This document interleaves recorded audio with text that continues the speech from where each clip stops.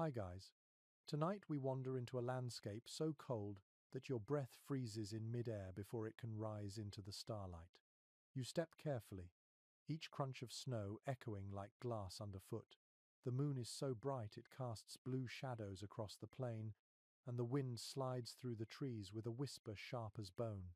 This is the world of winter, as Native American women once knew it, when warmth was not a guarantee but a miracle, built from instinct and ingenuity. You probably would not last a single night here without a fire, and that's no exaggeration.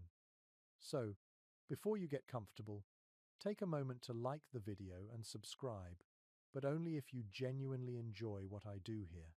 And, if you're listening right now, tell me where you are and what time it is in the comments. I love seeing how far these stories travel. Now, dim the lights. You picture yourself standing at the edge of a snow-covered prairie, breath clouding, the horizon stretching endless and silver. You pull your furs tighter and follow the faint smoke from a distant camp. The air smells of pine and frozen water, a clean, almost metallic scent that stings your nostrils. Beneath your boots, snow creaks, and in the far-off dark, a wolf cries. The cold feels alive, creeping through your clothes, searching for skin. The people who lived here did not fear this creature called winter. They learned to negotiate with it. They knew every trick of survival, how to read the snow, where to shelter, what to eat, and, most of all, how to sleep. Because sleep was a fragile thing. Too much cold could kill. Yet without sleep, the mind slipped into confusion. And so, women became the architects of the night, engineers of warmth in a world ruled by frost. You trudge closer to the settlement now. No fires burn openly. Not a single flicker glows. Instead, the camp looks swallowed by shadow. It feels wrong at first. Shouldn't there be light? But you remember that fire was not always safe. It drew eyes, enemies, and the curious hunger of the wind. In such places, warmth had to come from other means. A tipi looms ahead, its surface pale in the moonlight, edges trimmed with frost. The flap lifts just enough for you to slip inside. Instantly, the sound of the wind softens. You kneel and look around. The air smells faintly of hide, herbs, and human closeness. The floor is layered with woven mats, grasses, and animal skins. Several women rest there, wrapped in thick furs, their hair gleaming with moisture that the cold cannot steal here. A baby sighs somewhere in the darkness. You realize you're witnessing a centuries-old choreography of survival, no fire. Yet warmth radiates. The secret is in the details. Buffalo hides stretched double thick, rabbit, fur robes lined with feathers, and bodies sleeping close enough to trade heat through skin and breath.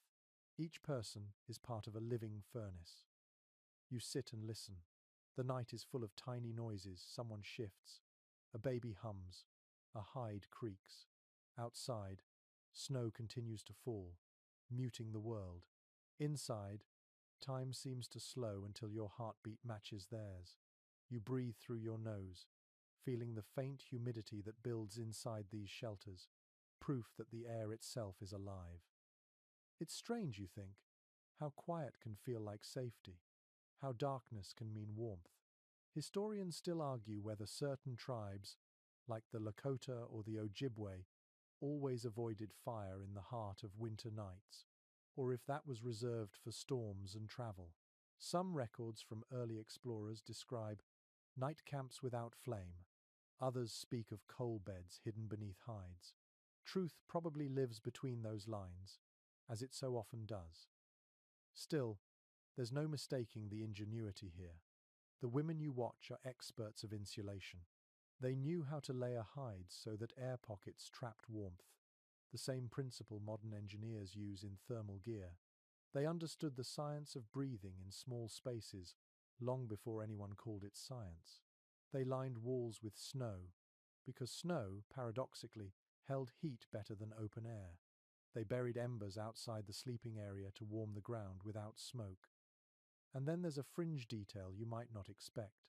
Some accounts tell of women rubbing bear fat or fish oil into their skin before sleep.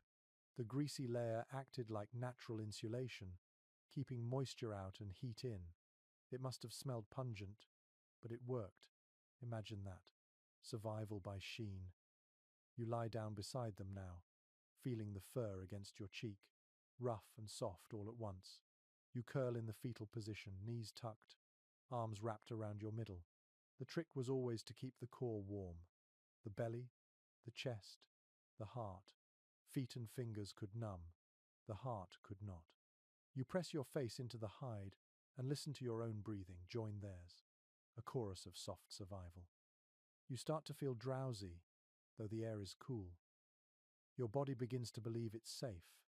That's when the dreams come, slow and silvery, shaped by the rhythm of the wind and the pulse of the earth below. You wonder if they dreamed differently in the cold, if frost shaped imagination the way it shaped the land. Did they dream of warmth, or had they learned to find beauty in the chill itself? Outside, the snow thickens. You can almost hear it piling, flake upon flake, reshaping the world inch by inch. Somewhere, a river sighs under ice. The stars blink slower now, softened by clouds. Inside the shelter, breath and heartbeats fill the air like the faint hum of a lullaby older than words. In this place, you realize warmth was never just about temperature. It was about connection, people breathing the same air, sharing the same space, trusting the same night. There's a quiet grace in that, a kind of collective surrender to nature's rhythm. You pull the hide a little higher, your fingers brushing fur. The scent of animal, earth, and time wraps around you. You think of how far removed modern life feels from this closeness. We flick switches, pile blankets, or hum ourselves to sleep under neon light. But here, in the stillness of this frozen night, you feel something truer. You feel what it means to be human without barriers, to share the dark, the cold, the breath that keeps everyone alive. Your eyelids grow heavier. The world outside vanishes. The silence deepens, folding over you like a second skin. And though no fire burns, you are warm. The stars fade behind your closed eyes. And for a moment, you understand how they did it not with fire, but with faith in each other, in craft, and in the wisdom of the land itself.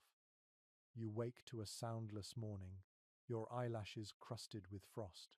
The air inside the shelter is cool but not biting, and your breath curls like smoke in the half-light. The buffalo hide wall beside you feels almost warm compared to the world outside. Someone stirs, then another, their movements soft and slow, as if afraid to disturb the delicate warmth that has settled overnight. The smell of hides, dried herbs, and faintly damp fur fills the air.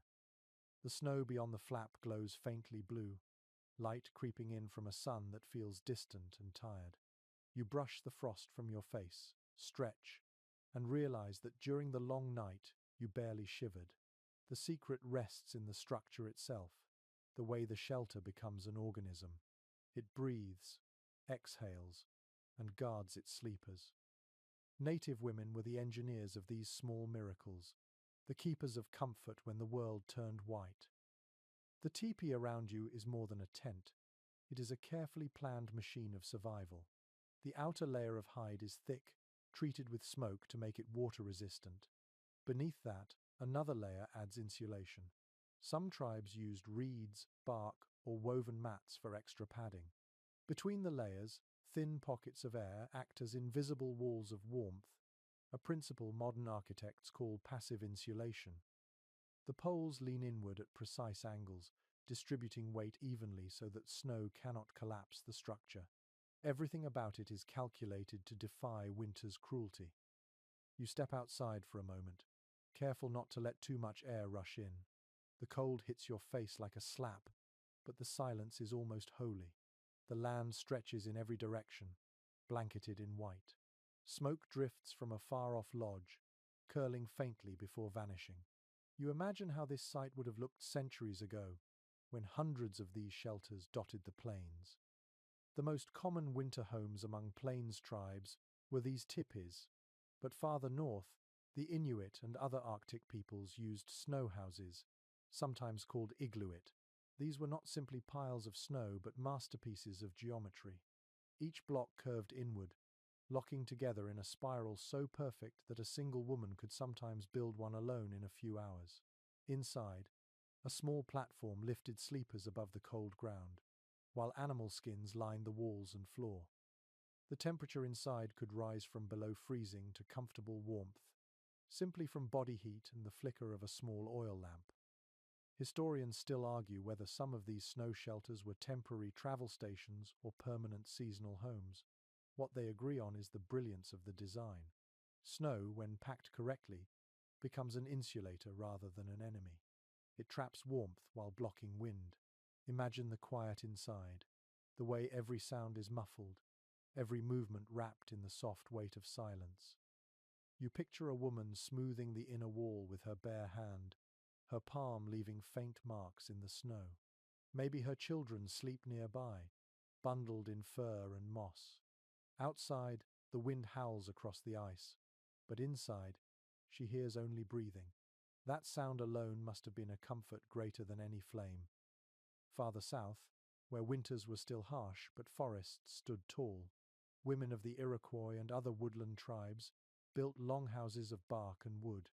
Inside, thick mats of woven reeds lined the sleeping platforms. The heat from daytime cooking fires would linger, caught in layers of bark and smoke. To sleep in such a place was to dream inside the ribs of the earth itself.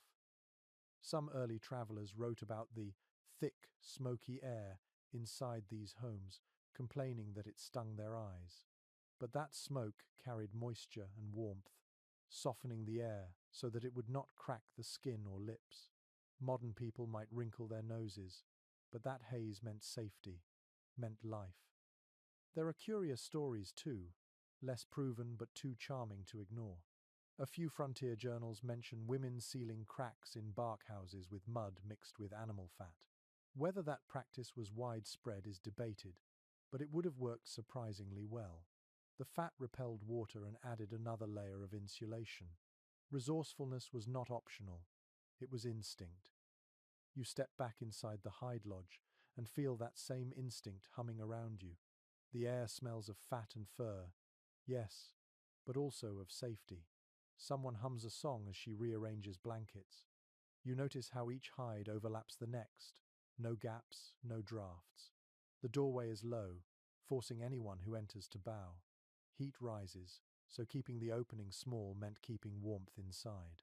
Every detail was practical, learned through centuries of trial, error, and intuition. It's humbling, you think, how knowledge passed mostly through hands, not words. A mother taught her daughter by doing, by showing, not by explaining. She might have said, "Feel where the wind seeps in," and pressed her palm to the seam. She might have whispered, "Hear the snow talking? That means it's dry enough for walls." These lessons lived in motion, not in books. The air grows softer as the morning passes. Someone brings in a slab of frozen meat to thaw. Another brushes snow off her coat. Laughter bubbles quietly, light and brief, as if careful not to break the spell of warmth.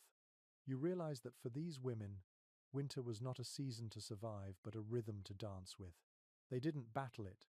They adapted, shaped it, learned its moods. In one corner, you spot an ingenious trick, a suspended hide stretched like a hammock, holding a bundle of dry grasses and furs. That's where a baby sleeps. The height keeps the child away from drafts near the ground, and the hanging motion mimics the sway of a mother's arms.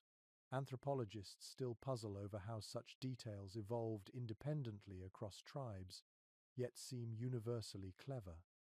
You reach out and touch the wall of the lodge again. It is cold, but solid, a barrier built not from fear but from understanding. Outside, the storm still rages. Inside, the temperature remains constant, maintained by nothing but balance and care. The design has no wasted effort, no excess. It is pure survival distilled into art. If you listen carefully, you can almost hear the past speaking through the creak of hide and the sigh of breath. These shelters were not only structures but symbols of trust in the earth's materials. They remind you that safety can exist without luxury, that warmth can be earned through wisdom rather than fire. You lie down again, feeling the smooth rhythm of your heartbeat against the steady quiet around you. The tipi breathes with you, expanding slightly as warm air rises, contracting as it cools. You imagine hundreds of such breaths across the plains, each one a small miracle, each one proof that warmth does not always glow. Sometimes it hums, quietly, in the dark. You wake before dawn, the air inside the lodge still heavy with the faint smell of hides and snow. A soft pink glow creeps through the seams of the shelter. The others stir slowly, stretching, shaking out blankets, wrapping themselves once more in fur before stepping outside. You sit up, feeling the weight of sleep still clinging to your limbs, and marvel at how warm the space remains. No flame, no smoke, just the deep, slow warmth that lingers after a long night of shared breath. According to most records from early explorers and missionaries, native women were the ones who mastered the art of layering. They understood clothing not as fashion, but as architecture. Every fold, every stitch, every choice of material held a purpose. In a world of freezing air and endless white, they built warmth around their bodies as carefully as they built their homes. You start dressing layer by layer, just as they did. The inner clothing is soft, tanned deerskin that fits close to the body, almost like a second skin. It wicks away moisture so that sweat does not freeze. Over that comes a heavier tunic of fur or hide, thick enough to trap heat but not so bulky that you cannot move. On top of it all, a cloak of rabbit or beaver fur that gleams faintly in the dawn light. You run your fingers over the texture and realize that warmth has a sound, the soft rasp of fur rubbing against fur, the creak of dried leather stretching. A curious side note from some ethnographic writings tells how women used to line the inside of garments with finely shredded cattail fluff, stuffed between hides. It acted like a primitive down, light yet remarkably insulating. When it became damp, they replaced it easily. It was renewable, local, and clever, what today's engineers might call sustainable thermal design. As you adjust your hood, you notice how it fits snugly around your face, leaving only your eyes exposed. The edges are trimmed with fur, not just for beauty, but because fur disrupts the wind and prevents frostbite. Everything is deliberate. Nothing is wasted. Even the laces are sinew flexible, strong and slightly elastic, resisting the stiff bite of cold. Experts remain divided about how standardized these garments were among different tribes. Some records describe elaborate layering systems with specific hides for specific temperatures, while others suggest a simpler, more improvisational approach. Perhaps it depended on the region, the resources, or simply personal skill. What seems certain is that every woman learned from observation, from the tactile knowledge of her hands and the whispered advice of her elders. You step outside now, the cold hitting you but not sinking in. The layers breathe. They move with you, forming small pockets of trapped air that act as invisible heat reservoirs. You take a deep breath. The world smells clean, metallic, and faintly sweet, like frozen sap. The snow beneath your boots sighs, not crunches. The horizon glows pale gold. A few paces away, women hang hides to freeze dry. The sound is soft, rhythmic, like pages turning. You approach and see one rubbing snow onto a wet hide. The snow absorbs grease, freezes, and flakes off, leaving the leather cleaner and more flexible. It's an ancient method of washing without water, learned long before detergents. You smile at the simplicity of it, the beauty and how necessity breeds invention. One lesser-known detail is that some tribes used grass or moss inside moccasins as a natural foot warmer. The fibers trapped air and moisture, keeping toes dry. Before sleeping, they would replace the moss, dry the moccasins by body heat, and start again the next day. It was a small ritual of care, repeated each night, proof that survival came from patience, not luck. As the morning brightens, you see the subtle choreography of camp life. Women brush frost off hides, adjust tipi poles, and check for small cracks in the walls. A child toddles out, bundled like a snowball, giggling as breath fogs around her face. A dog yawns, stretches, and curls back into a ball of fur. Life goes on quietly, deliberately. There's a moment when the wind rises again, carrying a distant howl through the trees. Everyone pauses. They listen, not in fear but in awareness. You realize how closely they lived with nature's moods, reading its breath, responding, never fighting it. The cold was a teacher, not an enemy. You sit near a bundle of tools and examine one. A bone needle so fine it could pass through hide without tearing it. Its smoothness tells you how many hours someone must have spent polishing it, perfecting it. Stitch by stitch, they built comfort into existence. Ethnographers widely note that women's sewing circles were more than labor. They were social centers, places of storytelling, laughter, and quiet wisdom. Around those gatherings, skills passed like invisible threads between generations. A charming bit of folklore tells that each stitch in a winter garment carried a wish for the wearer's safety. To mend a tear was to whisper protection into the hide itself. The act of sewing became spiritual, a small blessing disguised as craft. You run your fingers along a seam and imagine those murmured wishes, still trapped in the thread centuries later. Researchers disagree on how many garments a single family owned through a winter. Some say 3 sets, one for daily use, one for sleeping, and one for ceremonies. Others suggest constant reuse and adaptation, cutting and stitching old hides into new forms. You can almost picture it. Women sitting in the fading light, reshaping a sleeve, adding a fur trim, turning wear into warmth again. Nothing was ever wasted, not a scrap, not a breath. You return inside to the stillness of the lodge.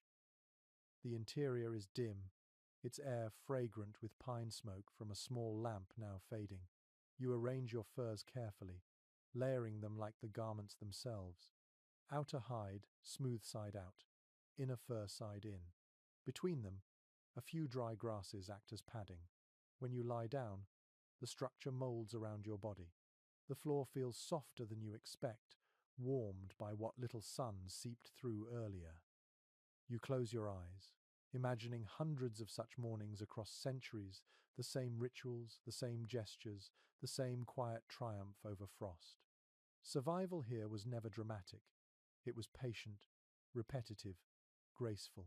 Every act, from layering a robe to brushing snow off a hide, was a thread in the great fabric of endurance. Your breathing slows. The cold hums outside like a low drumbeat. Inside, warmth blooms quietly, not from flame, but from human rhythm. The lodge sighs, and so do you. The day stretches ahead, another chance to perfect the art of living without fire. And as you drift into the half-dream of rest before dawn breaks fully, you realize that warmth, like wisdom, is built layer by layer until it becomes part of who you are. You wake to the muffled murmur of movement outside, the kind that only comes when many bodies stir within snow and silence. The tipi is dim, its seams glowing faintly from the pale light beyond. You push aside a hide and glimpse the morning, grey, endless, and beautiful in its emptiness. The wind sighs across the plain like an old storyteller who refuses to stop speaking. Today you learn that warmth, when there is no flame, comes from something deeply human: body heat, shared breath, shared nearness, shared trust. The body itself becomes a furnace, and survival depends on how well people can keep each other close. Documented evidence suggests that among many native tribes, families often slept in tight clusters during the coldest nights. It was not simply affection but efficiency. Each person radiated heat, and when bodies were arranged properly, the temperature could rise dramatically inside a small space. Mothers slept at the center, surrounded by children, while elders stayed at the edges to guard and to let the younger ones absorb more warmth. Even dogs, thick-furred and loyal, curled among them, adding their steady heat to the night. You lie down again, mimicking the pattern. Your shoulder touches another, your back meets fur. It feels awkward for a moment. Modern life teaches distance, but soon you feel a gentle hum of shared warmth. Breath meets air, air meets skin. The space becomes alive. An odd little practice mentioned in early traveler journals described people covering their mouths slightly with fur while sleeping. It kept moisture from escaping too fast and warmed inhaled air, reducing frost buildup. A simple idea, but brilliant. It also muffled sound, preserving the silence that defined winter nights. Inside the shelter, the temperature balances between cold enough to breathe easily and warm enough to rest deeply. You can almost sense the mathematics of it, how bodies adjust unconsciously. If one shifts away, another moves closer. It is like watching a flock of birds align in midair, each movement shaping the next. Academic circles continue to discuss how much of this behavior came from instinct versus teaching. Some anthropologists suggest it was a learned pattern passed down through family lines, while others believe it emerged naturally whenever survival demanded closeness. The truth, as always, probably lies between both cultural wisdom and biological memory, entwined. A woman beside you stirs, lifting a sleeping baby to her chest. She tucks the child under her chin, wrapping them both in the same fur. The baby's small body is warm enough to steam faintly in the frigid air. You imagine the comfort of that rhythm, the steady thump of a heartbeat through layers of hide. According to oral accounts, communal sleeping was not only practical but symbolic. It reminded everyone of connection, that warmth is never an individual achievement. Each person contributed to the safety of the group. To turn away was not independence, it was danger. You think of modern bedrooms, separated by walls and doors, and wonder how lonely the silence must sound to someone from this world. Here, every breath is shared. Every sigh carries the promise of life. A curious aside found in one 18th century trader's notes describes how some women used their own hair as thread to tie bundles of fur together for sleeping mats. The reasoning was both spiritual and functional. Hair bound warmth with life. Hair held memory, and to sleep upon it was to be surrounded by the essence of family. Whether true or embellished, it reveals how even small gestures carried meaning. Experts remain uncertain how often fires were entirely avoided inside shelters. Some accounts mention coals buried under sand or thin stone layers, hidden to provide subtle heat. Others insist there were nights with no ember at all. Yet all agree that the act of sleeping together, bodies pressed, breath mingled, created enough heat to turn freezing air into something bearable. Outside, the storm rises again, a low groan over the plains. The teepee shifts slightly, its poles creaking like the ribs of a giant animal. Inside, warmth persists, built from nothing but proximity. You close your eyes, feeling it seep into your bones. There is tenderness here too, not just survival. In many tribes, nighttime was a time of quiet storytelling, shared under furs before sleep. A mother might hum an old melody, the words half forgotten but the feeling strong. The sound of it merges with the wind outside until you cannot tell where one ends and the other begins. One small but fascinating habit among northern tribes was to sleep with stones warmed earlier near the fire, wrapped tightly in cloth or moss. When no fire was safe, they used their bodies instead, pressing those same stones against skin during the day, carrying the captured heat into the night. Even a few degrees could mean comfort, and comfort meant survival. Researchers have noted how sleeping in groups also improved mental endurance. When the world outside was endless ice, to wake and see faces nearby reminded people they were not alone. Solitude in such conditions was as deadly as cold. Companionship became medicine. You imagine now how it must have felt to wake at midnight, the wind crying, snow hissing through cracks, and to feel, instead of fear, the steady warmth of another person's back against yours. That small reassurance, a heartbeat, a breath would have been enough to chase away the thought of death. The night stretches long, time dissolving into cycles of stillness and small movement. Someone shifts, a baby murmurs, a dog sighs. The air tastes faintly of salt and hide. You realize that to live without fire is not to live without light, but to find it differently in breath, in touch, in presence. You pull the fur higher around your shoulders, feeling the weight of it press you into the earth. The rhythm of shared breathing fills your ears until it becomes music. You drift towards sleep again, wrapped in the oldest technology of warmth known to humankind, the simple nearness of another soul. You wake beneath the weight of silence, the kind that feels thick enough to touch. The tipi's hide walls have turned to frost-edged parchment, glimmering faintly in the half-light of dawn. The storm has passed, leaving the world still and white. You push aside the flap and inhale deeply. The cold bites, but not sharply now. It smells of pine resin, frozen water, and faint wood smoke drifting from another camp far away. You can almost taste the clean sting of the air. Today, you explore another secret of warmth, the earth itself. The people who slept through the dead of winter did not always stay above ground. They knew how to borrow the steady heat of the soil beneath the frost.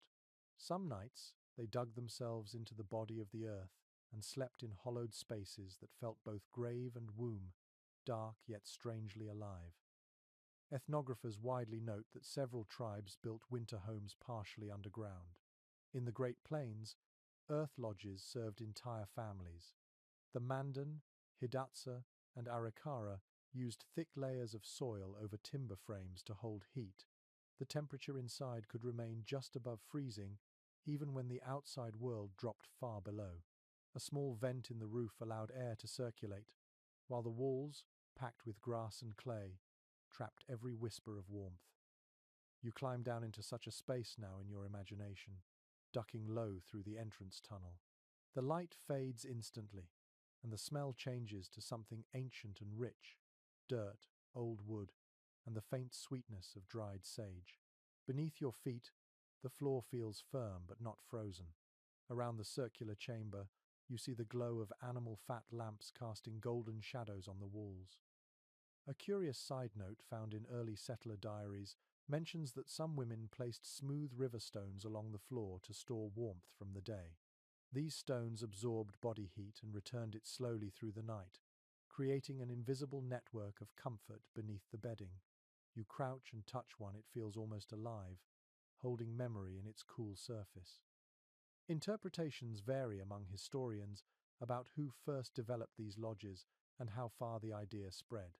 Some suggest it came from northern ancestors who adapted snow house techniques to soil. Others think it arose independently along river valleys where clay was plentiful.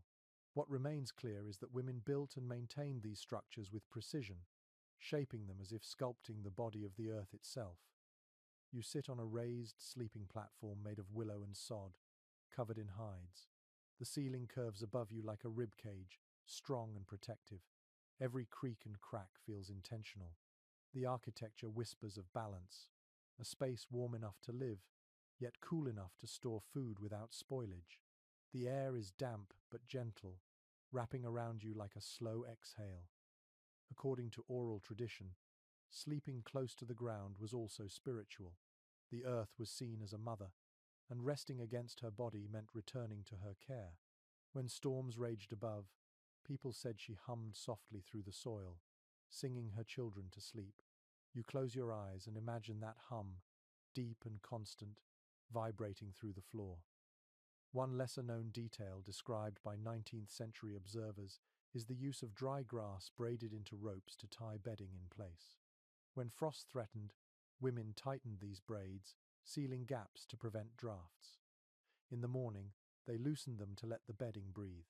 It was a daily rhythm, small but essential. The lamps here flicker faintly, fueled by rendered animal fat and moss wicks. The flames are small, almost shy. They do not smoke much, and the scent they give off is faintly sweet. These tiny lights are used sparingly, more for comfort than heat. The true warmth comes from the structure itself, from soil, from body, from stillness. Some anthropologists question how well ventilated these lodges truly were. Accounts differ wildly. One explorer claimed to suffocate within minutes. Another praised the airiness of the design. The discrepancy might have come from timing. When the entrance was sealed for night, airflow slowed, preserving warmth but dulling fresh air. Yet no one truly knows how they balanced it. What you do know is that they survived, and survival rarely allows for mistakes repeated twice. You imagine a family preparing to sleep. The mother checks the bedding, pressing her palm against the floor to feel for dampness. The father adds another hide to the doorway. Children curl together like roots. Outside, the snow muffles every sound, but inside, there is a warmth that feels like a heartbeat. The faint crackle of the lamp, the sigh of settling earth, the rustle of fur, these become the lullaby. A charming bit of folklore tells that if you listened carefully to the walls of an earth lodge, you could hear ancestors whispering through the dirt. Some people pressed their ears to the wall before sleep, asking for dreams that guided hunts or healed illness. Whether belief or metaphor, it speaks to a closeness with nature that modern people rarely feel. As you rest in this underground quiet, you feel protected in a way no fire can offer. Above you, the storm may return, but it will find only silence. The earth absorbs the violence of wind and snow, turning it into stillness. You begin to understand why some communities spent entire winters like this, venturing out only to gather food or water. Researchers note that such lodges lasted for years, often repaired and reused each season. When they were finally abandoned, they sank slowly back into the soil, leaving only faint mounds that archaeologists still uncover today. Each one is a memory of human endurance written in earth instead of ink. You stretch out on the bedding, the hides warm against your cheek. The lamp flickers lower until its glow fades into darkness. Your fingers trace the packed clay of the wall, rough and cool. It feels solid, real, alive. You realize that sleeping here is not just survival, it is communion. The earth gives warmth without burning, protection without noise. Outside, snow begins to fall again, silent and endless. Inside, you lie still, half dreaming, half listening to the heartbeat beneath the ground. It is steady, deep, and old, and you understand why they trusted it more than flame. You drift into sleep with the scent of clay in your nose and the soft sound of the world breathing through you. You awaken in the half-dark again, the air thick with the scent of clay and fur. Your breath curls faintly before you, ghost-like, and the sound of the wind outside feels more distant now, softened by layers of snow. You reach up to touch the ceiling of the lodge and feel the faint drip of melted frost. The small lamp has gone out, yet the air remains warm enough for comfort. It feels like the earth is breathing you back to life. As you stretch, a fine mist of condensation rises from your blanket. It clings to everything, silvering hides and hair. This is where the art of survival deepens. The cold outside can kill, but so can the damp within.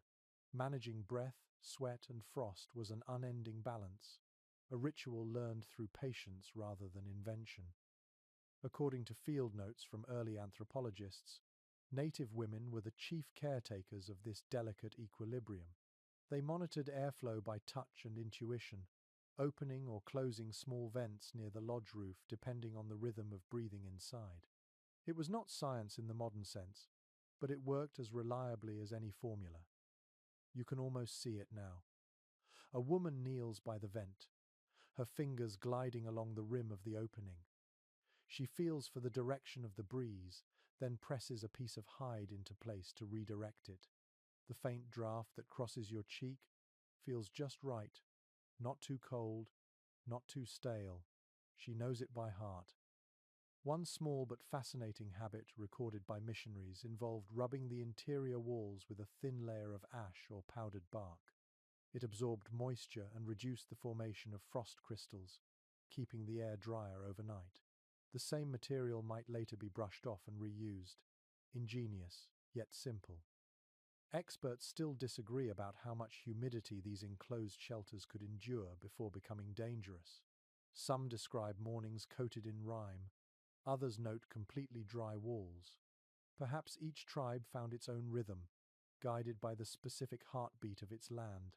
Whatever the method, the outcome was the same: life preserved through sensitivity rather than dominance. You breathe deeply, tasting the air. It is cool but not biting, heavy but not suffocating. The balance feels alive. In the dimness, you hear someone coughing softly, followed by a rustle of hides. A woman stirs a pouch beside her, pulls out crushed cedar needles, and scatters them across the bedding. The smell fills the room sharp, green, medicinal. The cedar purifies the air, and its faint oil soothes the lungs. You realize that every action here has meaning beyond comfort. It is ritual, habit, protection. According to surviving accounts, before sleeping, people would sometimes chew small bits of dried willow bark to ease headaches brought on by cold air or smoke. The compound in willow later became the foundation of aspirin, though no one called it medicine then. It was simply knowledge passed from mother to daughter, remembered in the fingertips more than in the tongue. A curious side note from early Arctic explorers tells of families deliberately freezing their outer garments each night, then thawing them near their bodies the next morning. The process sealed the seams with frost, preventing wind from entering. What seemed madness was actually logic shaped by centuries of adaptation. You shift in your place now, feeling the condensation settle on your skin. The cold touches you gently, like the brush of a feather. Your breath sounds loud in the quiet, merging with the others. Around you, sleepers exhale in unison, their moisture rising, freezing, falling again.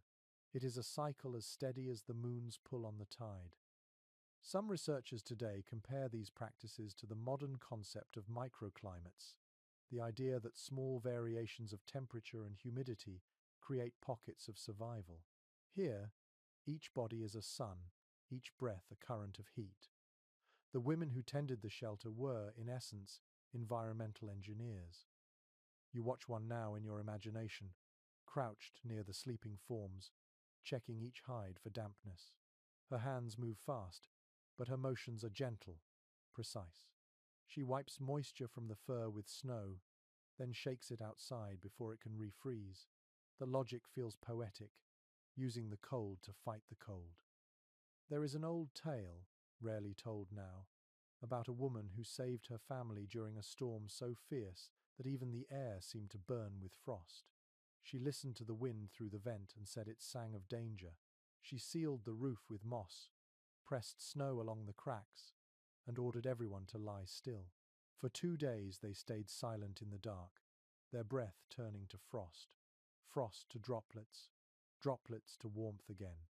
When they finally emerged, the snow outside had buried half the lodge, but inside they were alive. Researchers writing in the 20th century called this thermal intuition, a phrase that captures something both scientific and mystical. You sense it now, how the balance of moisture and air feels instinctive, like breathing in time with the world. A lesser-known detail found in Ojibwe oral history speaks of using cattail down not only for insulation but also as a way to monitor moisture. If the down clumped together overnight, it meant the air was too damp. In the morning, they would dry it over their hands and feel the humidity level by touch. 1,000 years before weather stations, they had their own instruments. The lamps flicker again as someone relights them, a small glow illuminating the frost on the ceiling. Tiny droplets fall and disappear into fur. You find yourself entranced by how peaceful it all feels. No fire roaring, no rush, just a gentle hum of warmth and watchfulness. The night outside presses close, whispering through the vent like a distant ocean. You curl deeper into your bedding, feeling the faint moisture on your face turn to crystals that melt again with your breath. There is beauty in this fragility, a reminder that comfort can exist inside danger if one listens carefully enough. You think of your own life, how quickly you chase warmth, electric, instant, sterile. Yet here, every breath, every drop of water on the wall, every careful adjustment becomes part of a living balance. The people who slept through these winters did not conquer the cold. They partnered with it. As you close your eyes, you feel the soft pulse of air moving through the vent above. The sound is steady, rhythmic, almost like the tide washing over a shore. You let it carry you, slow and quiet, into that same ancient rhythm that has cradled humanity for thousands of winters. You wake to the soft sound of scraping outside, like bone on stone. The smell of morning filters through the hide flap, earthy and faintly sweet. The storm has eased, leaving behind a hush so complete that every motion feels sacred. You sit up, still wrapped in furs, and listen. Somewhere close by, a woman hums as she works. The rhythm is patient, almost hypnotic. It draws you toward the world beyond the door, into the cold light. You push aside the flap and step out. The air greets you like glass. The snow stretches in all directions, smooth and glittering. Near the edge of the camp, a group of women kneel beside a pile of pelts, their hands moving with quiet confidence. This is how warmth begins again each day, through hands, craft, and endless care. According to accounts from traders who spent winters among the plains and northern peoples, women were the inventors of comfort. They knew how to turn fur, feather, and plant fiber into soft miracles. The skill was not just practical but artistic. Each piece of material was chosen with intention. Every stitch was a small conversation with the earth. You walk closer, watching as one woman pulls a length of sinew through a needle made from bird bone. She sews rabbit pelts together, fur facing inward, to form a blanket that looks almost alive. The layers gleam in the sunlight, silver and white, light as air yet warm enough to hold back death. One curious detail from old ethnographic notes mentions that the best sleeping blankets were often made from rabbit skins cut into strips and woven like cloth. The overlapping fur created air pockets that trapped heat. It took dozens of hides and hours of quiet concentration, but the result was lighter and warmer than anything a fire could give. Experts remain divided about whether these blankets were used across all tribes or specific to colder regions. Some argue that similar designs appeared independently among groups thousands of miles apart. Others believe they spread through trade and storytelling, passed along like a gift of survival. Whatever the truth, the technique shows a genius for understanding how life itself could be shaped from what the land offered. You kneel beside one of the women, and she lifts a pelt toward you. It smells faintly of smoke and fat. She rubs your fingers across it, showing you how soft the underside feels after tanning. Then she smiles, a small, knowing smile that says you are learning too slowly but trying nonetheless. Her voice is quiet when she speaks, like the sound of water moving under ice. "This one," she murmurs, "was taken before the snow. The fur lies flat, keeps better." You nod, realizing that even the season of a hunt determines the quality of warmth months later. A small but fascinating habit mentioned in Jesuit missionary journals tells of women weaving cattail fibers into sleeping mats. When combined with fur, the mats kept moisture from rising through the floor. They also added scent, faintly sweet and green, that freshened the enclosed space. You can imagine the smell now, light and clean, blending with hide and human breath. Researchers disagree on which materials worked best for specific climates. Some tribes favored goose down, others preferred feathers mixed with grass or milkweed fluff. What all of them shared was resourcefulness. If a creature had warmth, the women learned how to borrow it without waste. They spoke a language of materials, understanding that every texture, every fiber, carried its own kind of wisdom. You watch one woman twist strands of buffalo hair into a cord.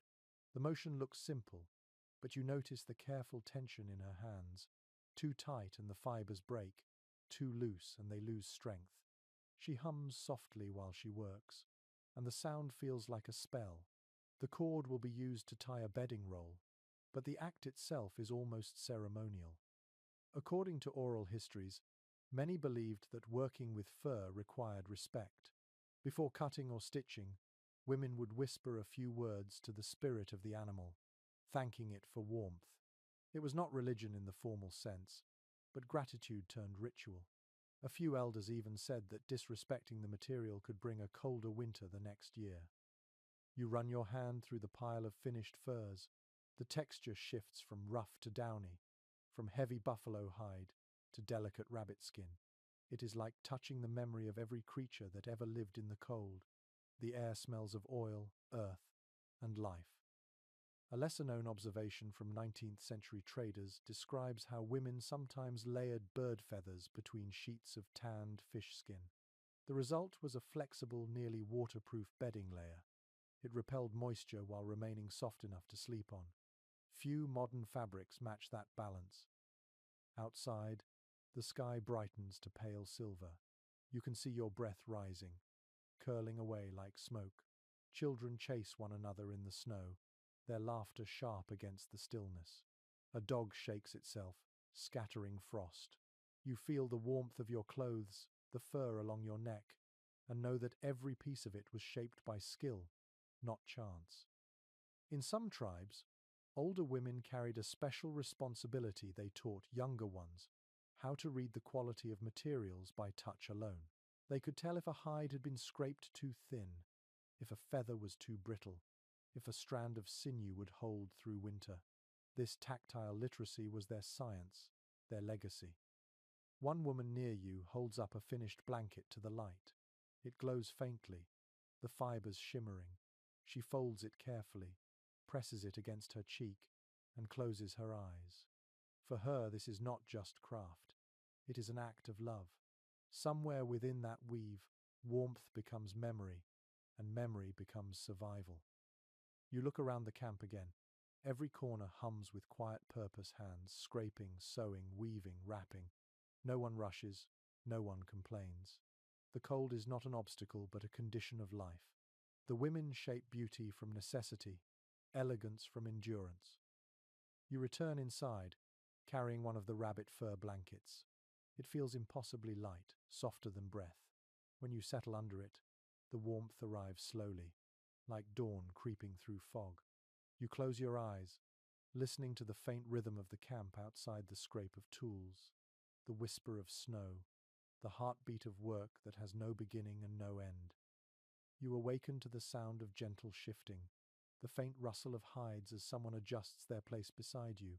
The night has passed quietly, yet you can still feel its weight in the air. Outside, the world glows white, the sky bright with a thin, icy Sunday. Inside, the air holds the sleepy warmth left behind by bodies at rest. You breathe in and out, your breath mixing with theirs, feeling the slow rhythm of a community that knows how to survive by harmony rather than haste. You sit up and stretch, your hands brushing the rough weave of a fur blanket. A few women are already awake, moving around with calm precision. One checks the vent flap. Another tightens the bindings on the hide walls. The smallest sounds carry in the quiet, the creak of sinew, the soft padding of bare feet on packed earth. You notice that no one speaks loudly. The morning feels sacred, a bridge between dream and duty. According to records from early explorers, winter mornings were times of careful organization. The camp was divided into tasks that balanced survival with stillness. Even in darkness, life followed rhythm. Sleeping patterns revolved around the natural shifts of wind and temperature. People would wake briefly in the night to adjust bedding, feed infants, or check the shelter seams. Then they would drift back into rest, guided by the soft light of the moon or the faint glow of snow outside. One lesser-known detail noted in ethnographic writings describes how women took turns through the night, rotating near the entrance flap to ensure that the cold did not creep in unnoticed. Each rotation lasted the length of a dream, just long enough to check for drafts, the position of sleepers, or any sound of danger beyond the shelter. The quiet changing of places became a kind of unspoken dance. Interpretations vary among historians regarding whether these rotations were strictly planned or naturally shared. Some say they were deliberate, with older women or widows volunteering for the coldest hours. Others suggest it happened instinctively, a rhythm of care born from countless nights of repetition. Either way, the pattern kept the balance of warmth intact. You imagine it now, the slow shuffle of someone moving toward the entrance, her shadow brushing over you like a breeze. She pauses, listens to the wind, presses her hand against the hide. Then she returns to her place, her body radiating warmth again. No words are needed. It is an ancient system of trust, perfected through silence. A curious practice found in oral accounts describes how families sometimes marked sleeping spots with charms, small stones, shells, or carved wood believed to hold personal energy. These tokens were said to remember the heat of the owner, keeping that space warmer through the night. Whether or not it truly worked, the comfort of believing in such small guardians must have eased many minds. Researchers still discuss the psychological effect of these rotations and rituals. They point out that the predictability of shared tasks reduced fear, allowing for deeper rest. In an environment where the smallest mistake could mean frostbite or worse, routine became protection. The women, as night keepers, became the steady heartbeat of the camp. You pull your blanket tighter and listen. The sound of breathing fills the lodge, layered and rhythmic. You begin to understand that sleeping in such closeness changes something inside you. The mind learns to settle into patterns beyond thought. You sleep lightly, half aware of others, half dreaming. You know without knowing when someone moves, when a vent is adjusted, when the wind changes pitch outside. The body becomes its own form of awareness, woven into the larger pattern. One small yet remarkable note from a missionary's diary mentions that during the harshest winters, people would sleep in short cycles, waking several times throughout the long night. Each waking moment was used for quiet maintenance, adjusting layers, turning hides, brushing off frost. Then sleep would return, soft and easy, guided by exhaustion and calm. It was not the continuous sleep known to modern people, but segmented, deliberate, and deeply restorative. You stretch out again, feeling the ground's solid reassurance beneath you. The faint warmth from the earth travels upward, meeting the heat of your body. The air smells faintly of hide, smoke, and snow. You think about how each element in this space, the materials, the bodies, the air plays a part in maintaining balance. It is less a shelter and more a living system. According to oral history, this constant, shared awareness also built emotional bonds. To sleep beside the same people night after night through the bitter cold was to learn every nuance of their breathing, every sigh, every small sound. Families became attuned to one another, not through words but through quiet endurance. Trust was not spoken but felt. A curious footnote from an old Hudson Bay trader describes how, during particularly fierce winters, even animals were welcomed closer to the sleeping circle. Dogs, trained for hauling or guarding, curled at the edges of the bedding, their body heat mingling with the human warmth. The trader wrote that one night, when the temperature dropped so low that breath froze in mid-air, a dog's steady breathing likely saved a child's life. It was not an exception, but a reminder of how interconnected survival could be. Scholars writing in the early 20th century often missed this detail, focusing instead on tools or structures. Only later did researchers begin to see the beauty of these social patterns, the way cooperation itself became insulation. The physical act of sleeping together shaped both health and culture. You lie still now, imagining those endless rotations in the dark, the hush of movement, the warmth of shared space, the security of knowing someone is always awake, even briefly.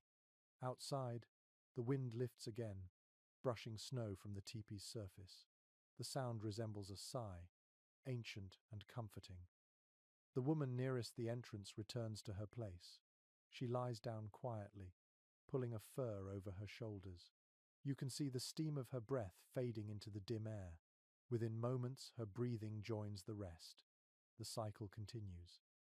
It occurs to you that this kind of life teaches patience. Warmth is not won by effort but by rhythm. Sleep is not a surrender but a pact with the cold.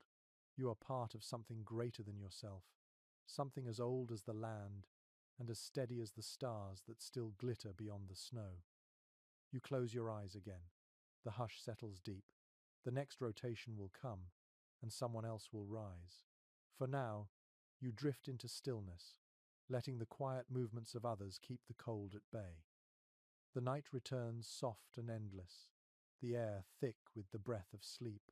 You lie there listening to the muted shuffle of bodies around you, the faint hum of wind outside. Then something moves near your feet, a sound, a small sigh, followed by the unmistakable rustle of fur.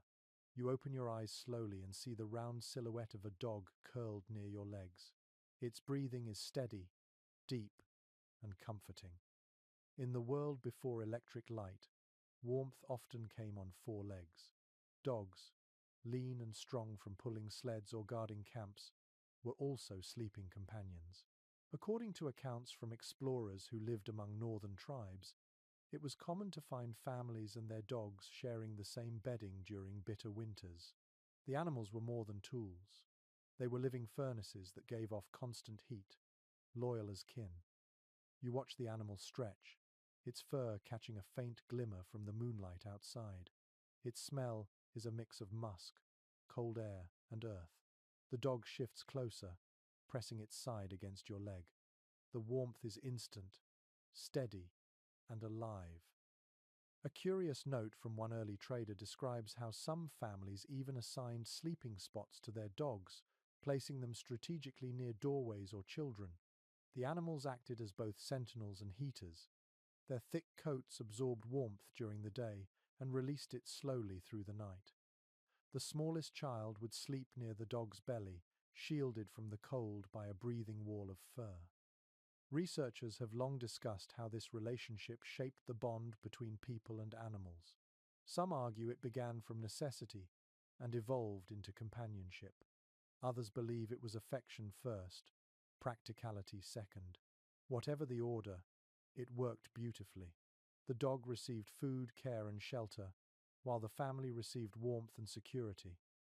You imagine that first moment of mutual trust, centuries ago, a human hand reaching into the snow, a dog curling close, both realizing that survival is easier together. That simple exchange of warmth probably changed history more than any weapon or invention. According to surviving oral traditions, dogs were sometimes treated as family members even after death.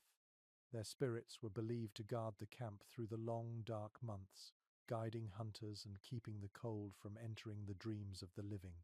The boundary between the physical and the spiritual blurred in such closeness. One lesser-known detail appears in the notes of a missionary who spent a winter with an Arctic community. He wrote that some women brushed their dogs each evening, collecting shed fur to stuff into sleeping mats or boot liners. It was said to retain heat better than rabbit hair. That same fur might later become part of a baby's cradle padding. The cycle of giving continued, practical and tender at once. You roll slightly and rest your hand on the dog's back. Its fur feels coarse on top but soft beneath, like grass under snow. The steady rise and fall of its breathing fills the silence more completely than any conversation could. You can feel its heartbeat, slow and strong, like a drumbeat under the skin. Anthropologists today note that sleeping beside animals likely reduced stress and preserved mental health during long winters of confinement. The steady rhythm of another living creature eased loneliness. It was, in a sense, an early form of emotional support long before the term existed. A small but fascinating detail recorded by explorers describes how dogs sometimes acted as early alarms. Sensitive to sound and vibration, they could sense changes in wind or snow long before people noticed. A shift in their breathing, a soft whine, might warn of an approaching storm. People learned to read these signs, adjusting bedding or reinforcing the shelter before the worst hit.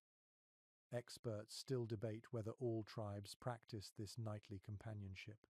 Some written records speak of strict separation between people and animals, especially in the warmer regions where winters were shorter. Others suggest the closeness was nearly universal among those who faced extreme cold. Perhaps it varied with necessity, or perhaps the silence of winter softened every boundary. You think of your own sleeping space, the solitude of modern warmth. It feels strange now, the idea of sleeping apart from everything living. Here, the air hums with shared life, human, animal, earth, and sky. Even the cold seems gentler when it touches so many hearts at once. The dog sighs again, shifting its head until it rests near your feet. You feel a sudden affection for this creature, this companion shaped by the same harsh world. You realize that warmth is not only a physical thing, it is a conversation, a quiet promise between beings, the kind that asks for nothing more than presence. According to one legend told among northern peoples, the first dogs were born from a marriage between frost and fire. Their fur held the memory of both, so they could walk through snow without freezing and lie by humans without burning. When they slept beside you, they shared a spark from that ancient union. The tale might not be literal, but lying here you can believe it. Outside, the wind stirs the snow in long sighs. Inside, the dog's breath matches yours, slow and rhythmic. The two sounds blend until you cannot tell them apart. The warmth spreads upward from your legs to your chest, calm and steady. You close your eyes, thinking how much knowledge lies in the simplest acts, pressing close, sharing heat, listening to the quiet breathing of a friend. The ancestors knew it long before any study or book. To live through the winter, they did not fight the cold. They built small alliances against it, with fur, with earth, with each other.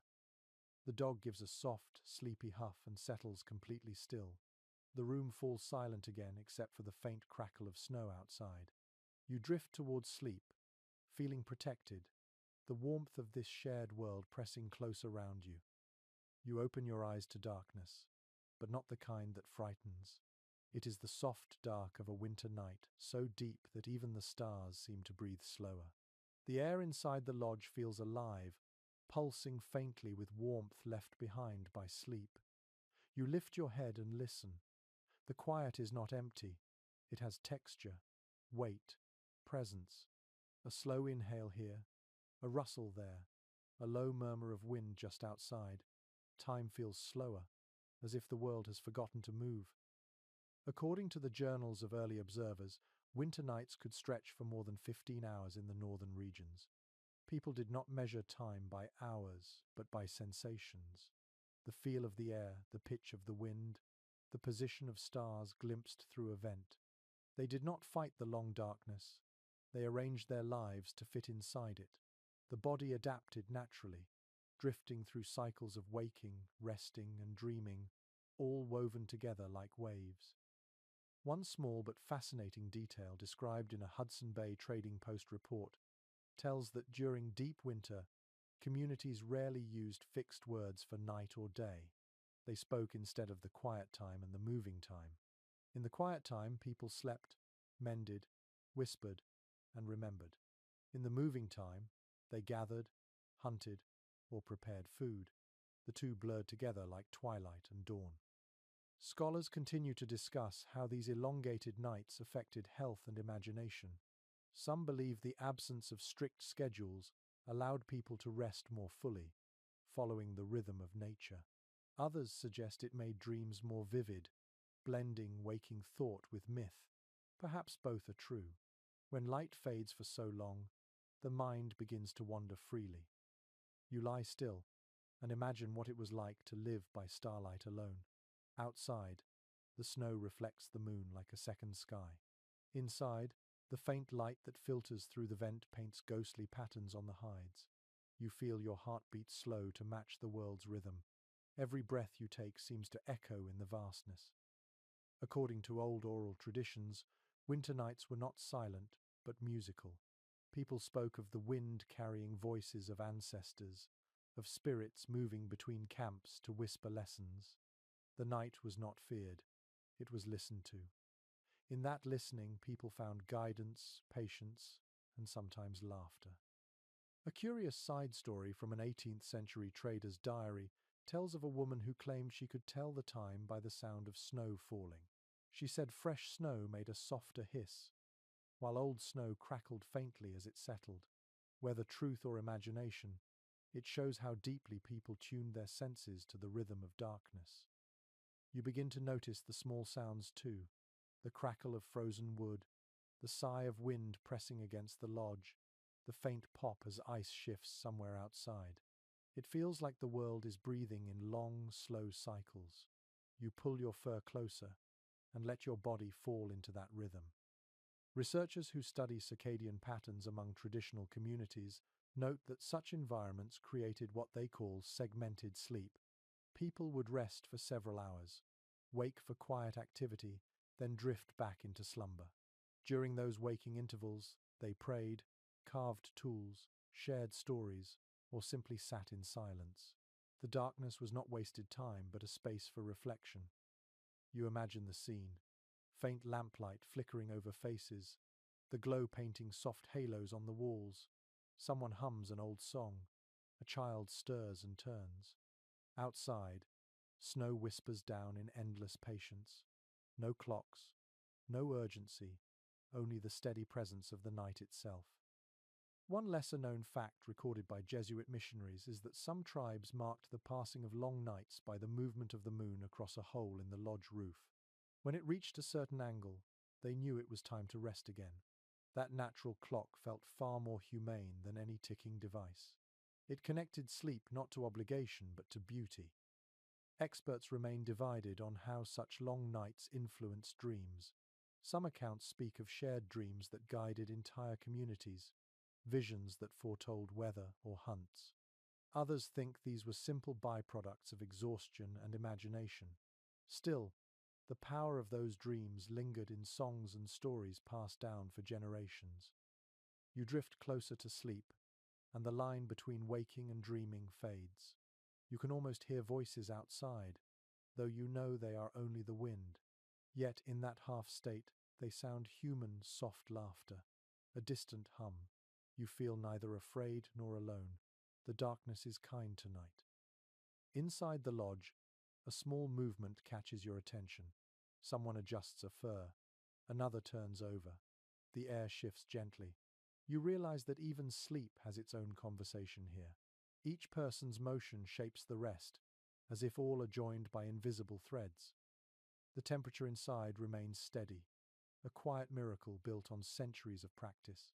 You think about how many nights like this have passed, how many generations have listened to the same wind, watched the same stars. Survival here was not about endurance alone, but rhythm, an understanding of when to move and when to rest, when to listen and when to dream. A charming bit of lore says that during the longest nights, when snow buried the world completely, people believed the stars listened more closely to human breath. To breathe calmly was to show gratitude for life. To sleep peacefully was to tell the sky that all was well. You close your eyes and breathe slow. The sound of wind becomes ocean-like, vast and soothing. Time loses meaning, melting into the quiet pulse of life around you. You think of warmth not as heat but as stillness, not as comfort but as communion. The stars outside fade behind thin clouds, and you feel the earth hold you tighter. The rhythm of darkness continues, ancient and unbroken, and you let yourself sink into it fully, trusting that morning will find you, as it always has. You wake to a faint smell of herbs and a soft murmur of voices. The air in the lodge is cool but gentle, touched by the smoke of plants drying near the ceiling. You roll onto your side and see a few women gathered by the center, their faces glowing in the low lamplight. Their movements are slow, careful, graceful. They are preparing something. According to the notes of early ethnographers, nightfall was often marked by small rituals meant to ease the mind and body before sleep. People drank herbal teas brewed from wild roots or leaves, rubbed salves into cold skin, or whispered prayers to the quiet air. These gestures were not elaborate ceremonies, but nightly habits that blurred the line between survival and spirituality. You sit up and watch as a woman pours hot water over a handful of dried bark shavings. The steam rises, carrying a sharp, earthy scent. The smell reminds you of pine and soil, comforting and pure. She stirs the mixture with a stick carved smooth by years of use, then pours it into small bowls made from horn. Everyone drinks slowly, silently. The steam fogs their eyelashes, turns their faces soft and calm. One small but fascinating detail preserved in the oral histories of several tribes mentions that before bed, families would drink decoctions made from willow bark, spruce tips, or wild mint. Each had a purpose: to warm the body, quiet the stomach, or ease the chest for breathing. These remedies served as both comfort and medicine. The bitter taste of bark or the sweetness of mint became as familiar as the flavor of life itself. Some researchers today suggest that many of these plants contain natural compounds that relaxed muscles and reduced inflammation, creating a mild sense of calm. But to the people who lived then, the effect was more than chemical. It was a conversation with nature. To sip the earth before sleep was to remind oneself of belonging. A curious custom mentioned by a French trader's journal tells of women sprinkling dried sage around the sleeping area before lying down. They said the scent kept away restless dreams and cold spirits. Whether it did or not, the aroma was soothing. Even now, as you imagine it, the smell of sage drifts through your thoughts, cool and clean. Experts still debate whether these nightly rituals were purely practical or spiritual. Some claim they were grounded in medicine. Others believe they carried symbolic meaning, each plant chosen not only for its effect but its story. In truth, both likely mattered. Healing the body and calming the spirit were never separate acts in a world so deeply tied to the natural rhythm. You watch one woman rubbing a mixture of animal fat and ground herbs onto her hands. The skin gleams in the lamplight. This blend, perhaps made from bear grease or seal oil, protects against the dryness of cold air. She massages it slowly into her fingers, whispering a few words you cannot catch. The act looks like prayer disguised as care. According to travelers' notes from the early 1800s, many native women believed that touch carried warmth more effectively when intention guided it. To rub a child's hands or feet before sleep was to transfer strength, to ensure that the spirit within stayed awake even as the body rested. These gestures were small but full of meaning, passed from mother to daughter in endless continuity. A lesser-known story from Cree oral tradition speaks of the quiet drink, a blend of spruce resin and warm water sipped during blizzards. It was said to strengthen resolve more than the body, to remind those trapped by snow that endurance is a kind of courage. The drink was not about flavor, it was about memory, the taste of trees that still stood tall outside, even when buried under white silence. You reach for a bowl offered by one of the women. The liquid is warm, sharp, with the taste of bark. As you sip, the heat spreads through your chest and into your fingers. The smell of herbs lingers in the air, rich and calming. The room feels softer now.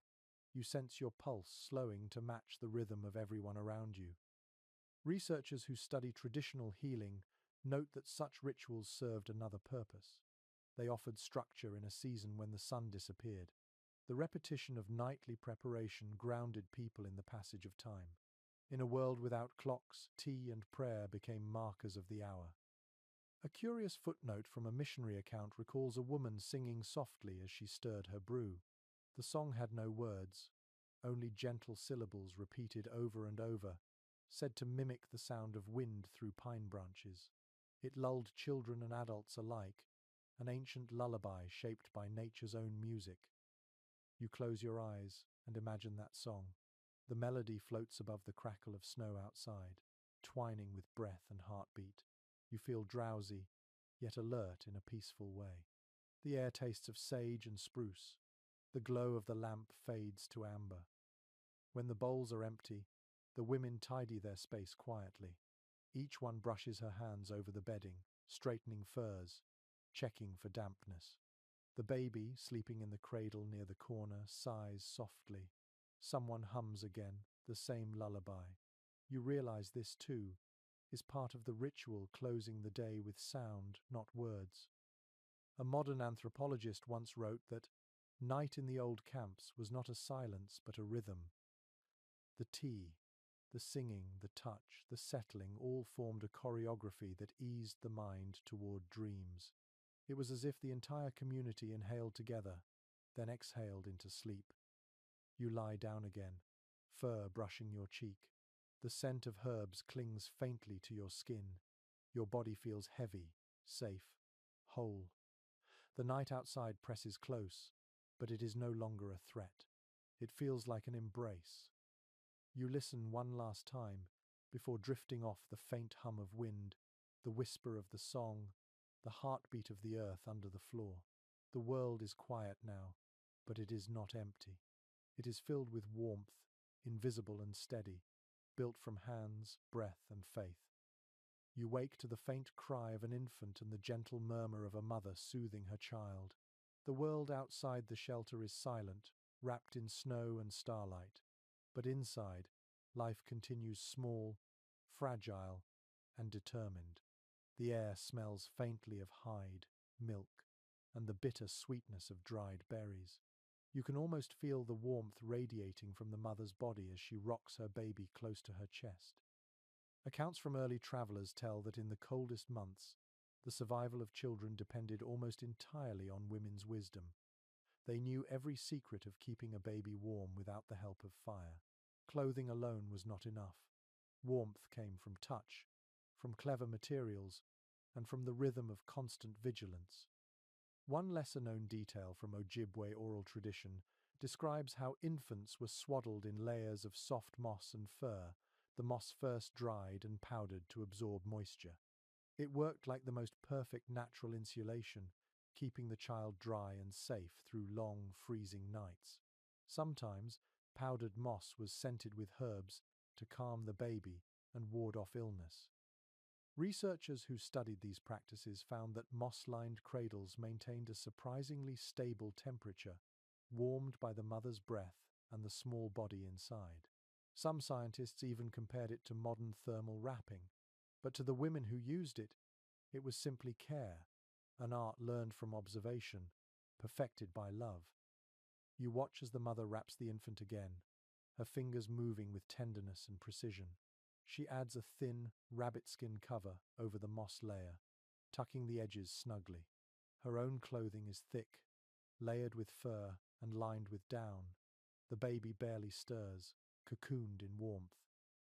According to the notes of explorers who lived among the northern tribes, women often wore cradles against their chests beneath their robes, letting body heat seep through. The rhythm of a heartbeat lulled the child to sleep, while also protecting it from frost. In the most severe storms, mothers slept upright, never letting their infants touch the ground. A curious mention from one French observer describes how some families placed a baby's cradle beside a dog for extra heat. The animal would curl around the small bundle, and its body warmth would keep the baby's breath steady through the night.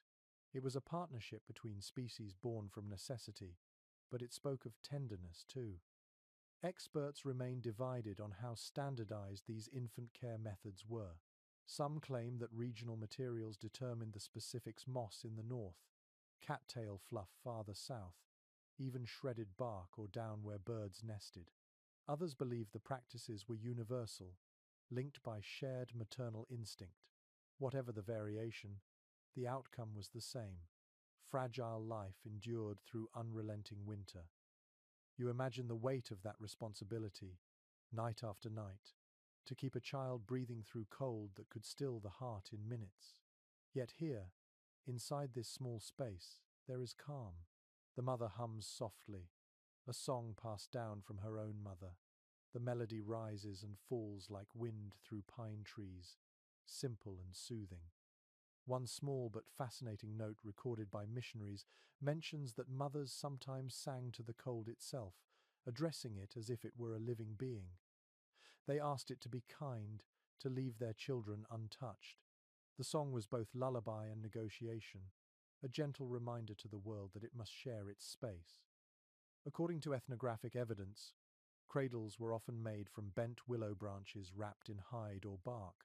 Some were decorated with beads or shells, charms of protection and beauty combined. Before sleeping, mothers touched these charms lightly, whispering a wish for strength or good dreams. The objects shone faintly in lamplight, catching the glow like stars scattered across fur. A researcher once wrote that these charms served as both prayer and promise. They embodied a truth that love could be practical, that care could take physical form. When the baby slept quietly through a storm, That charm was proof of something sacred, human tenderness surviving in the heart of winter. You notice now how the lodge seems to breathe around them. The sound of the storm outside grows softer, muffled by snow. The baby's small sighs blend with the rhythm of wind and fireless warmth. Every sound feels deliberate, each silence alive with meaning. One charming story told among Cree grandmothers says that if a baby slept too soundly, the northern lights would dance faster, worried that the child's spirit might wander away. So the mothers would hum, gently reminding the lights to slow down. The sky, it was said, listened. The baby shifts, its small hand slipping free of the wrappings.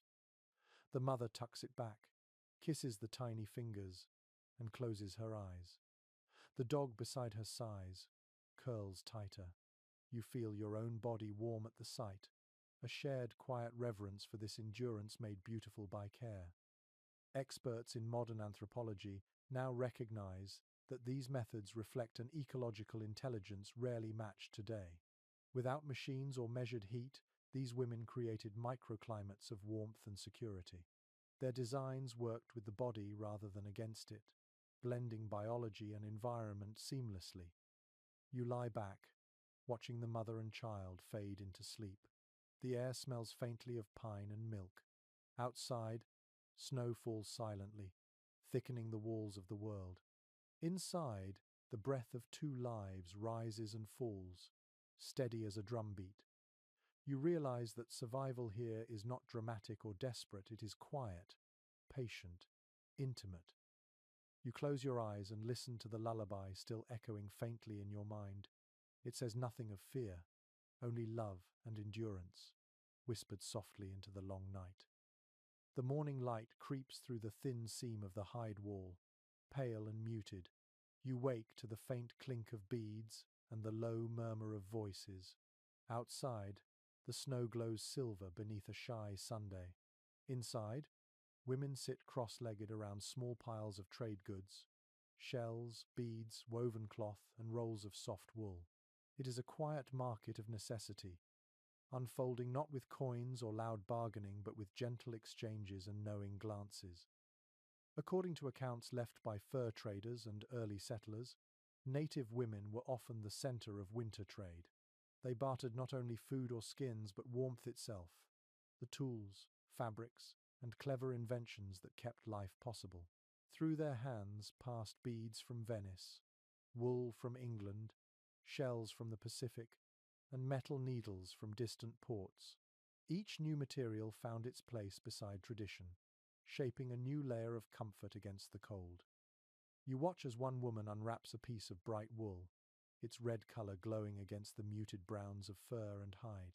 She runs her hand over it slowly, feeling the texture, weighing its usefulness. The wool will not replace the thick hides that keep out the worst cold, but it will line sleeves and wrap feet, adding a softness unknown before the traders came. A curious note in the journal of a Hudson Bay merchant describes how native women sometimes traded intricate beadwork for wool blankets, which they then cut apart and restitched into winter garments. The bright colors became symbols of status and strength, standing out against the snow like small fires of beauty. The women did not simply adopt new materials, they transformed them, weaving outside influence into the fabric of their world. Researchers writing in the early 20th century point out that trade during winter was not only economic but deeply social. The exchange of goods often carried stories, friendships, and even alliances. A strand of beads might pass through 5 or 6 hands before finding its final home, carrying whispers of distant camps with it.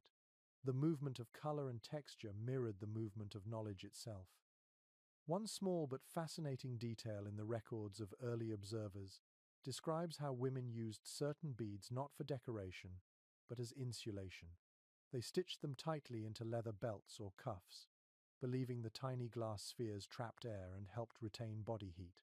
Whether superstition or practical experiment, no one can say for sure, but the idea feels both creative and symbolic beauty serving survival. Some historians remain uncertain about the full extent of these trade networks.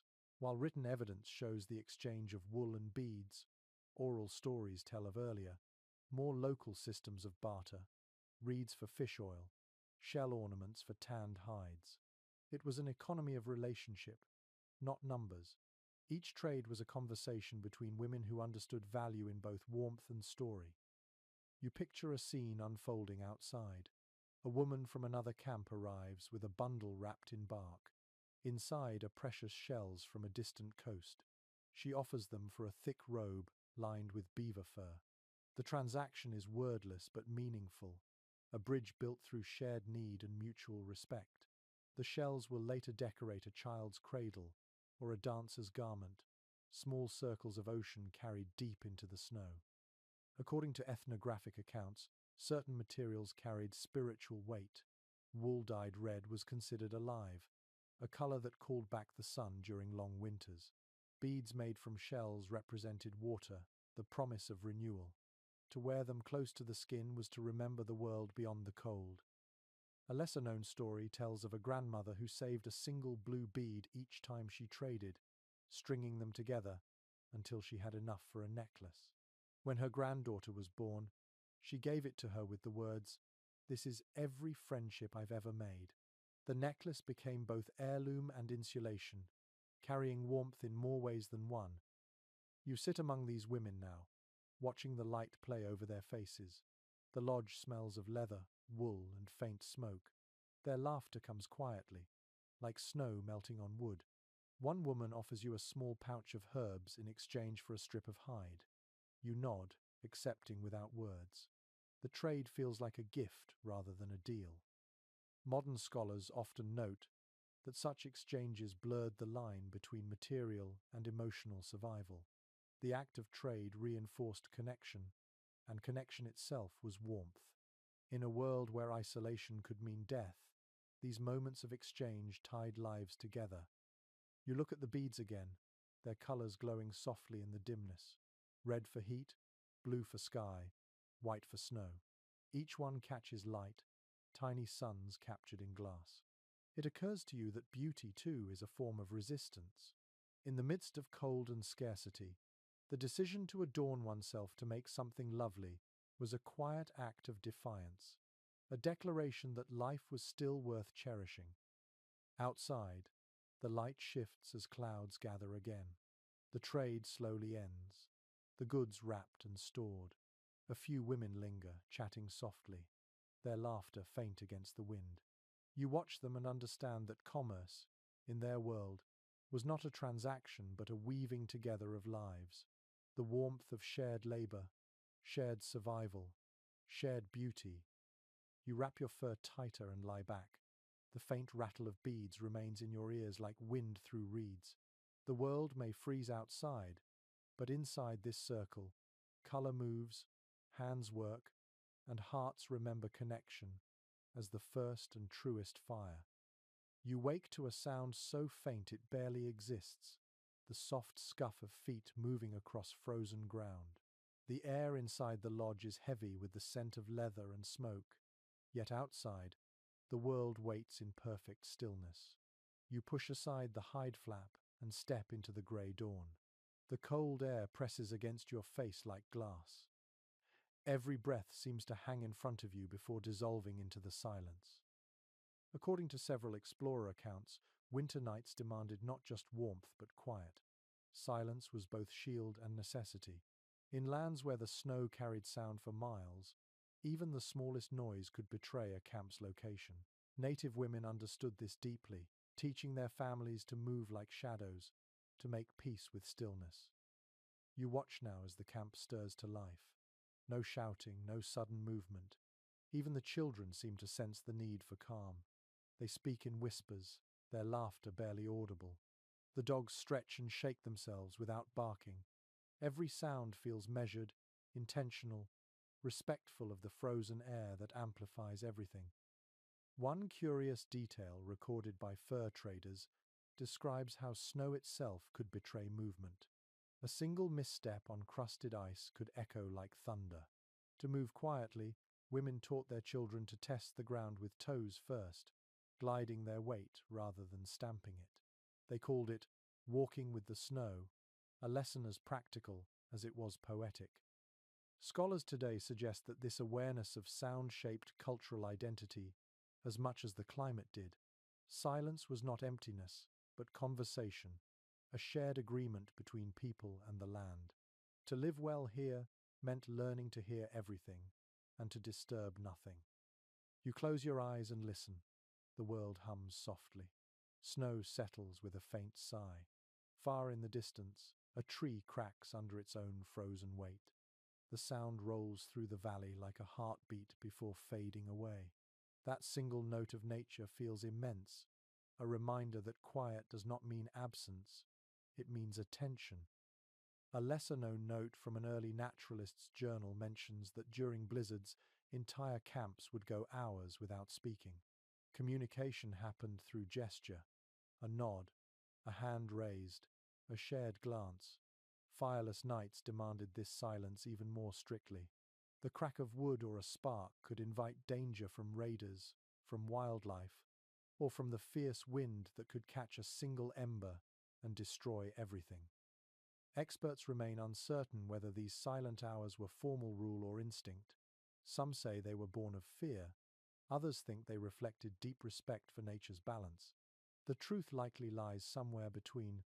Fear and reverence often share the same heartbeat. You walk farther from the lodge, feeling the snow compress beneath your feet in slow, steady rhythm. The sound is soft but constant, like fabric being folded. You crouch and scoop up a handful, pressing it until it squeaks faintly. Even this noise feels loud. You let it fall, watching the crystals scatter, their shimmer vanishing as quickly as thought. According to oral histories from northern nations, sound carried meaning beyond communication. The whisper of wind through pine trees was read like speech, the groan of ice across a lake was warning. Women, who spent long hours gathering, sewing, or watching children, became experts in listening. They could identify animals by the tone of their footfalls, or predict a storm by the distance of its echoes. One small but fascinating anecdote from an early ethnographer recounts how, during deep winter nights, women could hear wolves moving miles away and mimic their howls softly to confuse them. The sound kept the predators distant, a gentle reminder that humans, too, belonged to the landscape of sound. You return to camp and kneel beside the entrance. A woman is sweeping snow from the doorway with a branch broom. The bristles move soundlessly, the motion slow and circular. She glances up and smiles, her eyes bright against the dull morning. "Quiet makes warmth stay longer," she says softly. The phrase feels like truth disguised as poetry. Modern researchers interpret such sayings as reflections of energy conservation. Speaking, moving, even exhaling too forcefully releases heat. In that sense, silence truly preserved life. But the emotional truth is deeper. Quiet held community together. It was the invisible blanket they all shared. You watch her finish her sweeping and return inside. The lodge swallows sound again, leaving only the muffled rhythm of breathing and the faint whisper of wind. The silence feels alive, filled with 1,000 subtle messages: safety, patience, gratitude. There is an old story among Arctic peoples about a woman who could weave silence itself. Each night, she gathered the quiet moments left after laughter and sewed them into her clothing so she could wear peace wherever she went. When she walked through storms, the wind bent around her. The story may be legend, but it captures something real, the way silence could protect, comfort, and warm. You lie back on your bedding, feeling the stillness settle like snow upon your skin. The sound of your heartbeat joins the steady breath of those around you. Outside, the frozen world waits, vast and calm. You begin to understand that silence is not the absence of life, but its container. It is the space where warmth can breathe.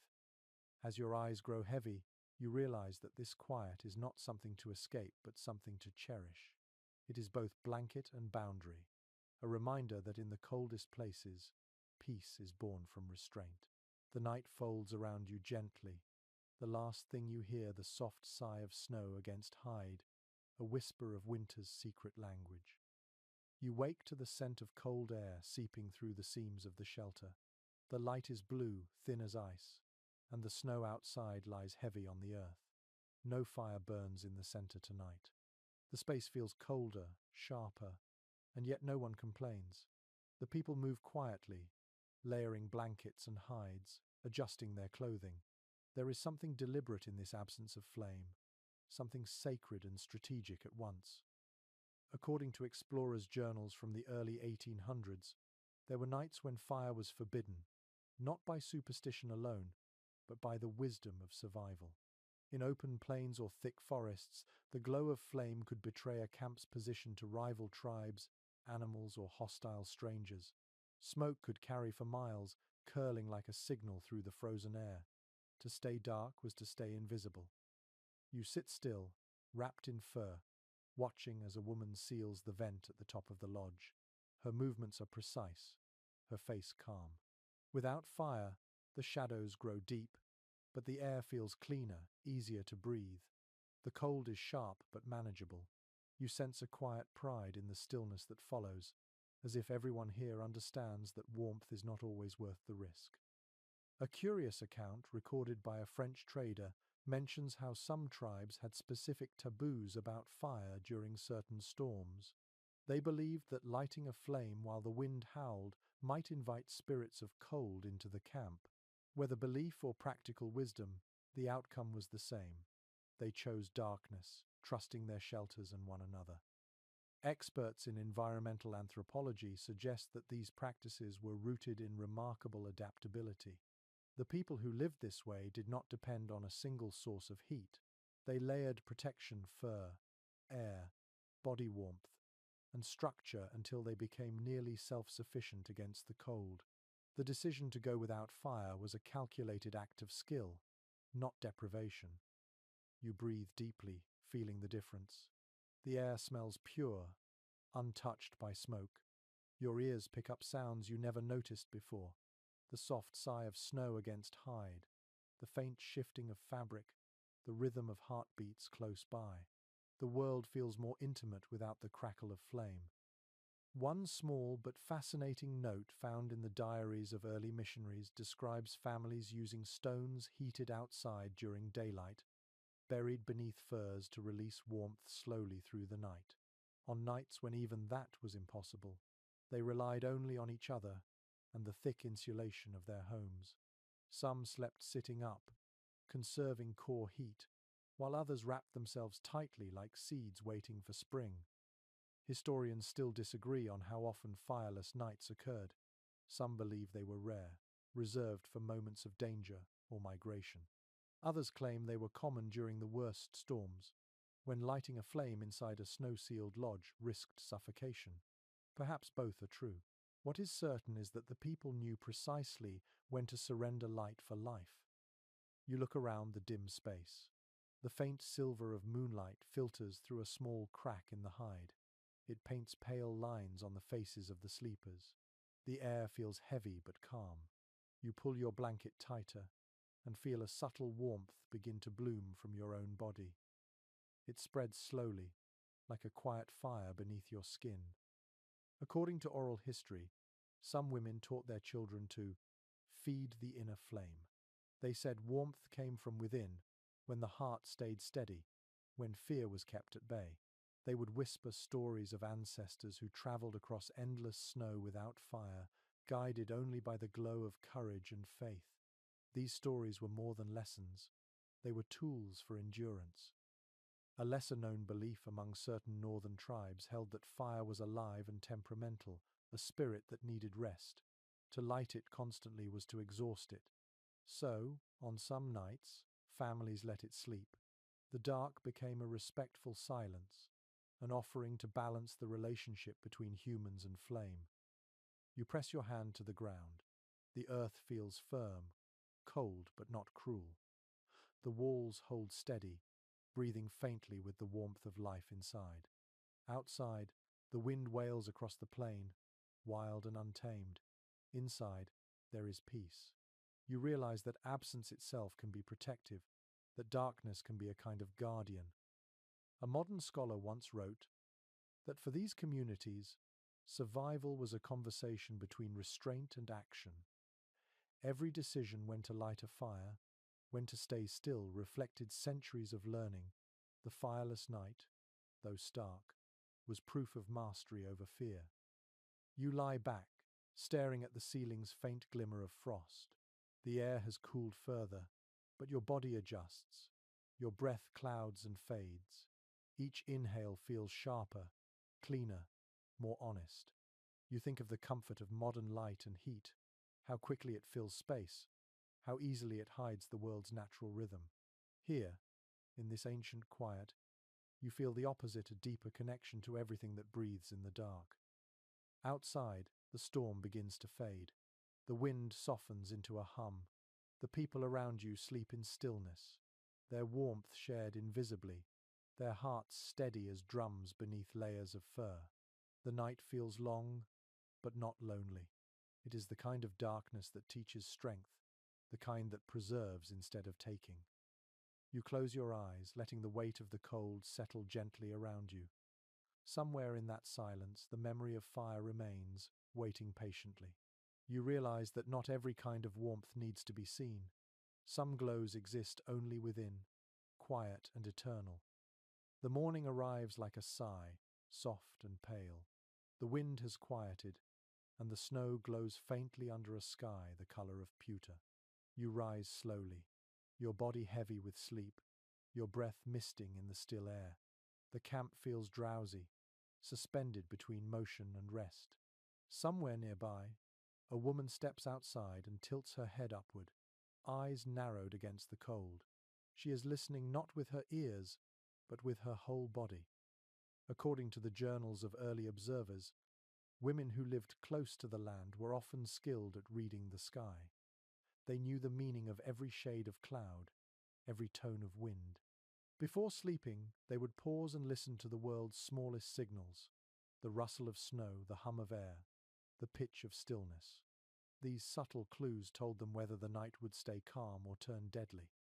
One small but remarkable note from a trapper's diary describes how women could predict approaching storms by taste alone. They would lick a finger, hold it in the air, and describe the flavor of what was coming. Bitter air meant sleet, metallic air meant deep frost, and the sharpness of iron on the tongue warned of snow so dry it squeaked underfoot. It sounds like magic, but science now explains it. Metallic taste comes from pressure change and electric charge before heavy snow. Scholars who study indigenous meteorology often remark on this sensory literacy, a kind of intelligence not written in books but carved into habit. Women were the first line of weather prediction, shaping how the camp prepared for sleep. Their judgment decided whether the vent should stay open, whether bedding needed extra layers, or whether the night's rest would be broken by wind. You watch one such woman now in your imagination. She crouches, scoops a handful of snow, and presses it between her fingers. Her eyes lift to the horizon, where the sky folds into itself like fabric. She nods once, satisfied, and returns to the shelter. The others do not ask what she saw. They already trust the answer. A curious mention in the records of Arctic expeditions tells how Inuit women could read the sky through sound rather than sight. When the wind passed over certain snow formations, it made a low, humming tone that shifted pitch before a storm. The women heard that change hours before the clouds appeared. To them, the world spoke fluently. They simply listened better than others. Experts still differ on how much of this skill was taught and how much was inherited instinct. Some anthropologists believe environmental knowledge began as intuition honed by generations. Others argue it came from deliberate study, with each mother teaching her daughter the thousand small signs of snow and sky. Perhaps both explanations are true, two halves of the same wisdom. You step outside the lodge and tilt your face upward. The air smells faintly of salt and iron, though the nearest sea lies far away. Snowflakes drift slowly at first, fat and lazy, then grow thinner, more urgent. You realize the storm has already begun, yet the camp moves calmly.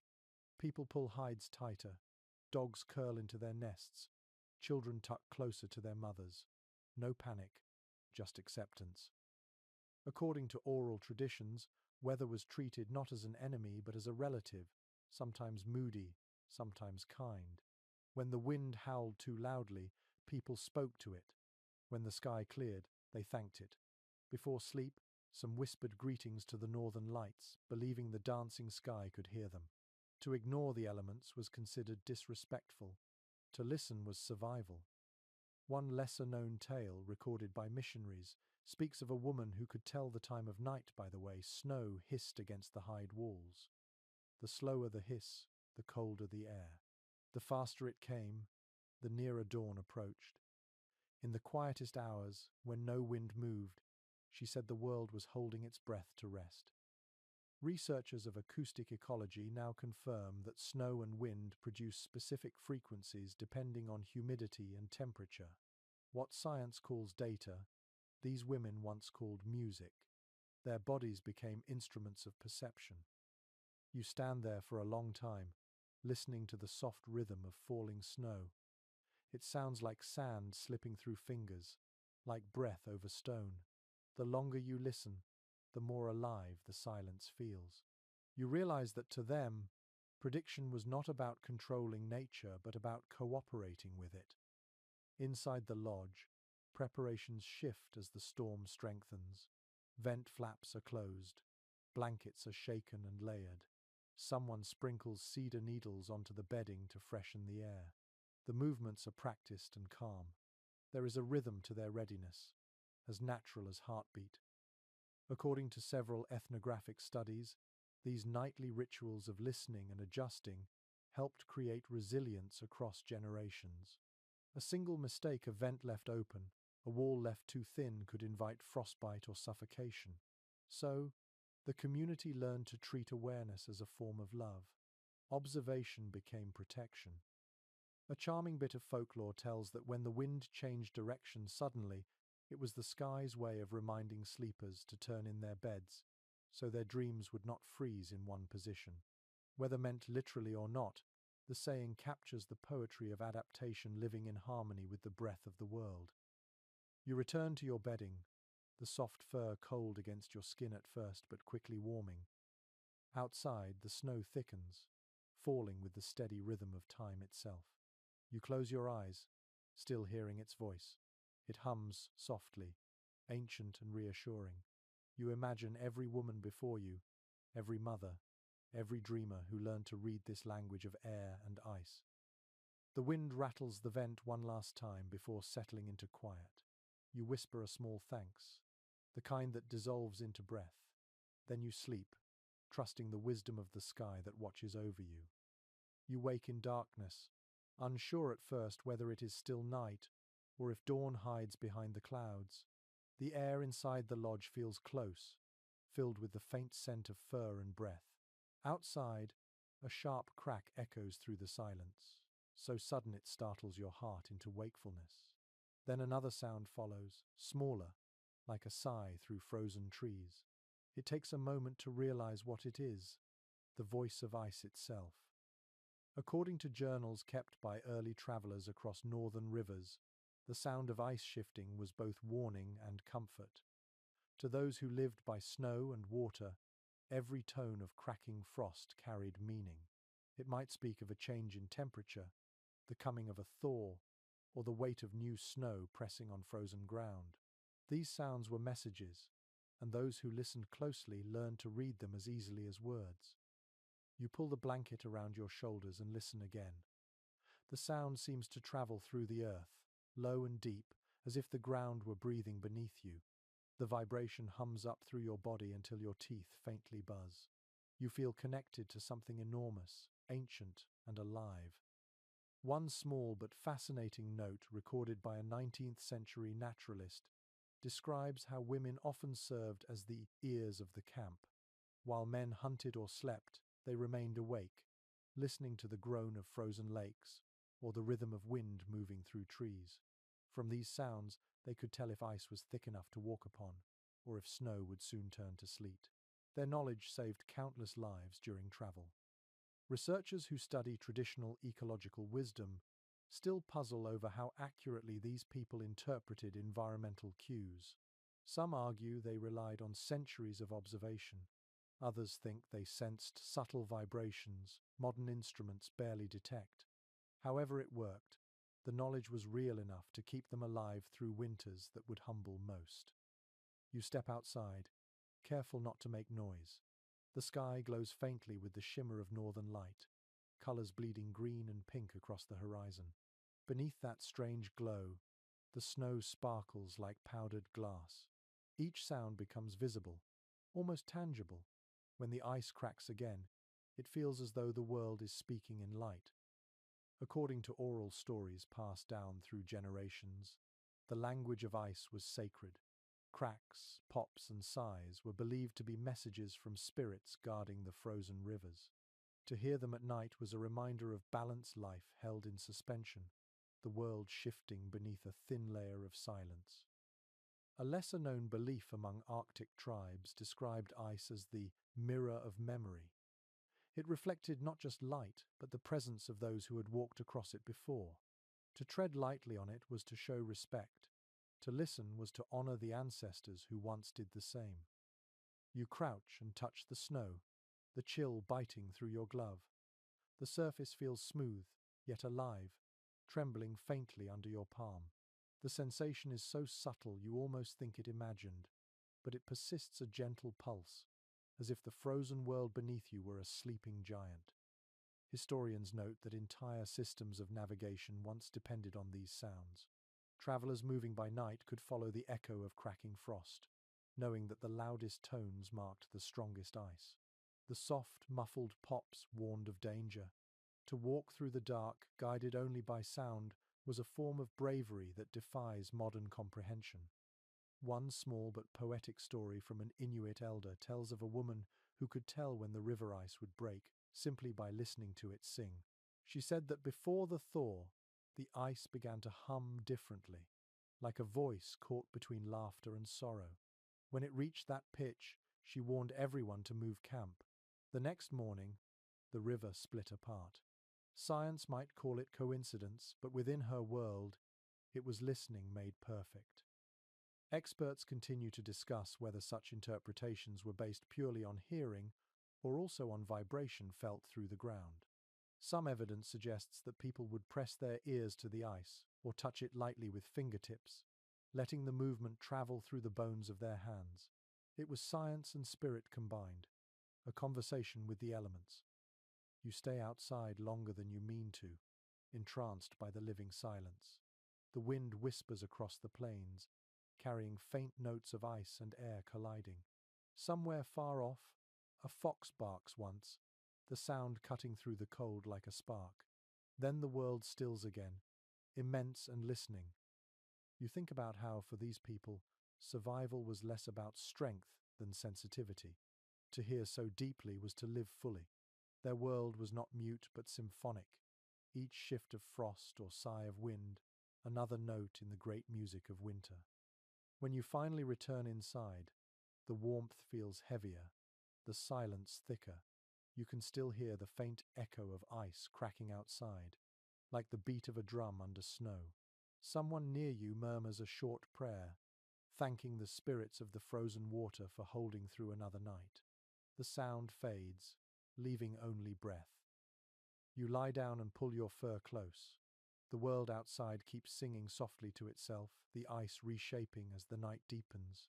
You imagine its rhythm matching your pulse, steady and patient. You drift towards sleep, feeling that ancient vibration still within you, the slow, eternal heartbeat of the frozen earth. You wake to the sound of fingers brushing over cloth, the soft pull of thread against hide. Someone is weaving, and the gentle scrape of the loom's frame fills the space with rhythm. The air smells of smoke and wet snow, but underneath is the faint, sweet scent of fiber, the smell of something being born from work. According to the accounts of early ethnographers, many native women were both artists and engineers of warmth. They created fabrics so intricate and strong that they could replace fur in moderate cold, yet remain light enough for movement. These garments and blankets were not just protection, they were identity, woven with stories, memory, and the quiet pride of survival. You sit up slowly, watching as a woman crouches near the wall, her hands moving with precision. The loom she uses is simple, made of wood and sinew, but her fingers work like musicians, guiding each thread with care. The sound of weaving is soothing, almost hypnotic, a heartbeat within the cold. A lesser-known observation from early traders describes how women used the fibers of milkweed, dogbane, or nettle mixed with hair or fur. They twisted and rolled these materials on their thighs until they became long cords, then wove them into soft, insulating fabrics. The result was light, breathable, and surprisingly warm. Some fibers even carried the sheen of silk when polished with fat or ash. Researchers have since found that these techniques were not only artistic but scientifically effective. The tiny air pockets trapped between the twisted fibers acted as insulation, holding body heat close. Modern textile scientists have compared them to the performance of down or wool, but these materials were crafted without machines, born from the land itself. You reach out and touch a finished piece lying nearby. It feels rough at first, then softens under your fingers, warm as skin. The pattern is geometric, each line repeating like the rhythm of breath. According to oral histories, every pattern carried meaning. Some represented the movement of rivers, others the cycle of stars or the path of the wind. To wear such a fabric was to wrap oneself in story. One curious detail noted in a 19th century missionary's journal tells that during long nights, women often wove by touch alone, their fingers memorizing the paths of thread. In dim light, they could feel mistakes without needing to see them. It was said that the best weavers were those who could work in darkness, guided by patience and intuition. Experts continue to discuss whether these weaving patterns spread through trade or emerged independently across regions. Some designs found in far northern camps resemble those from the southwest, though separated by thousands of miles. The connection, if real, might have traveled not by merchants but by travelers sharing memory through craft. You watch the woman's fingers move faster now. The threads glide smoothly, whispering as they pass. The colors are muted browns, grays, and soft reds dyed with plants and clay. According to ethnobotanical records, women created dyes from willow bark, berry juice, and crushed minerals. Each color carried symbolic meaning: red for life, white for peace, black for protection, yellow for the sun that would return. A small but fascinating story from the Dakota tells of a woman who wove a cloak using threads of grass and strips of hide so fine they looked like hair. When her child fell ill during a blizzard, she wrapped him in it, and he survived. Afterward, the women of her village began weaving the breath cloth, believing it could hold warmth even from a fading body. Whether literal or poetic, the tale reveals a truth. Warmth here was always more than temperature. You notice that the weaver hums as she works, her voice low and steady. The song carries no words, just a rhythm that matches the motion of her hands. In some tribes, it was said that songs sung during weaving bound good fortune into the fabric. A thread made in silence could unravel under stress, but one made with music endured. Researchers now call this concept embodied craftsmanship, the idea that skill carries emotion, that touch and sound can merge into a kind of quiet prayer. To weave warmth is to imagine it, to give it shape before it even exists. As you watch, you realize how much of this labor takes place in stillness. There is no rush, no noise, only the slow pulse of creation. The weaver pauses occasionally to breathe on her hands, warming her fingers before continuing. Her breath becomes part of the fabric too, invisible but present. According to a field note written by a 19th century anthropologist, finished weavings were sometimes hung above sleeping spaces to act as spiritual insulation. The patterns were believed to confuse harmful dreams, tangling them in the design before they could reach the sleeper. Function and faith intertwined until the two became indistinguishable. You look at the woman again. Her shoulders are straight, her face serene. The finished cloth pools in her lap, soft and luminous. She smooths it once, then folds it carefully, placing it beside the bedding. Tomorrow, It will cover a child or a traveler, holding their warmth through the long night. The loom stands silent again, the threads still. Outside, snow falls in slow spirals, catching what little light the clouds allow. Inside, the woven fabric glows faintly in the dimness, a quiet miracle of hands and patience. You realize that warmth can be crafted as surely as it can be shared. It can live in the things we make, in the rhythm of fingers moving to the pulse of the earth. You lie back, feeling the texture of fur beneath you and the echo of thread in your thoughts. The last sound you hear before drifting to sleep is the faint hum of the woman's weaving song, still hanging in the air like a promise of comfort that endures even in silence. The storm has passed, leaving the air so clear that even the stars seem to hum. You wake to quiet voices near the center of the lodge, low and rhythmic, like a tide that rises and falls without sound. The lamp glows faintly, barely touching the faces around it. The women sit close, their hands still, their attention turned inward. You realize they are telling stories. According to the recollections of early traders who wintered with tribal families, storytelling was as essential to survival as food or shelter. It warmed the spirit when the body grew tired of cold. Long nights became bearable through the rhythm of words. These tales did not belong to one teller alone. They belonged to the air, passed from mouth to mouth until they felt older than memory. You settle back beneath your blanket, letting the voices wash over you. The sound is gentle, full of pauses. In the flicker of the small lamp, the storyteller's faces glow and fade like ghosts of the fire that is not burning. One lesser-known detail from the diaries of a 19th-century explorer describes how stories often began in a whisper. The teller would speak softly at first, inviting the listeners to lean closer. The act itself generated warmth, bodies huddled together to hear better, their shared breath raising the temperature in the room. The story began as sound but became heat. Researchers who study oral traditions note that winter storytelling carried layers of meaning. Some tales explained the origins of snow or frost. Others taught lessons about endurance and kindness. Many were meant to remind listeners of patience, of the beauty that hides inside stillness. Each one was both comfort and guidance. You hear a woman's voice now, deep and steady. She tells of the winter spirit, a great figure cloaked in snow who once promised to protect all who respected the cold. When humans forgot gratitude and sought to tame the frost with fire, the spirit withdrew its mercy, sending storms to test them. Only those who learned humility survived. It is a myth, but its truth feels immediate. A curious note written by a Jesuit missionary tells of people laughing during such stories, not from disbelief but affection.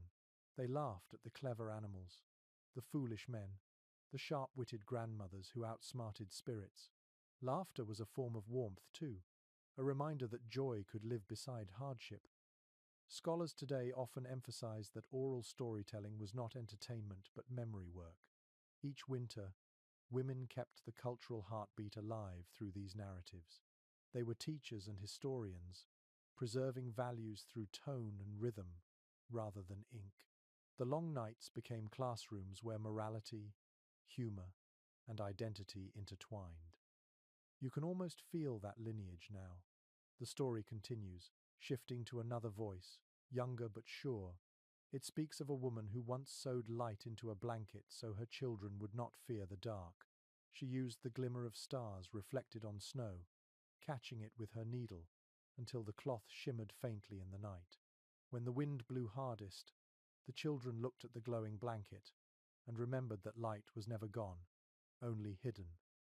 A charming story, and yet it feels more than imagination. You sense the echo of a real woman somewhere centuries ago, her hands steady as she stitched under the same cold moon.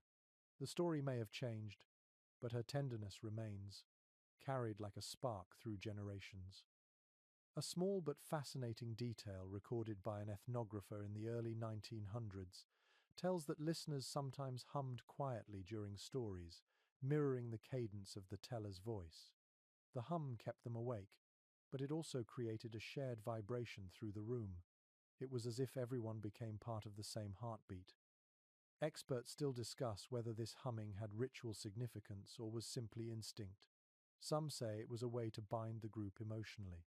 Others believe it strengthened memory, helping listeners retain details by rhythm. Whatever the reason, the effect was unity.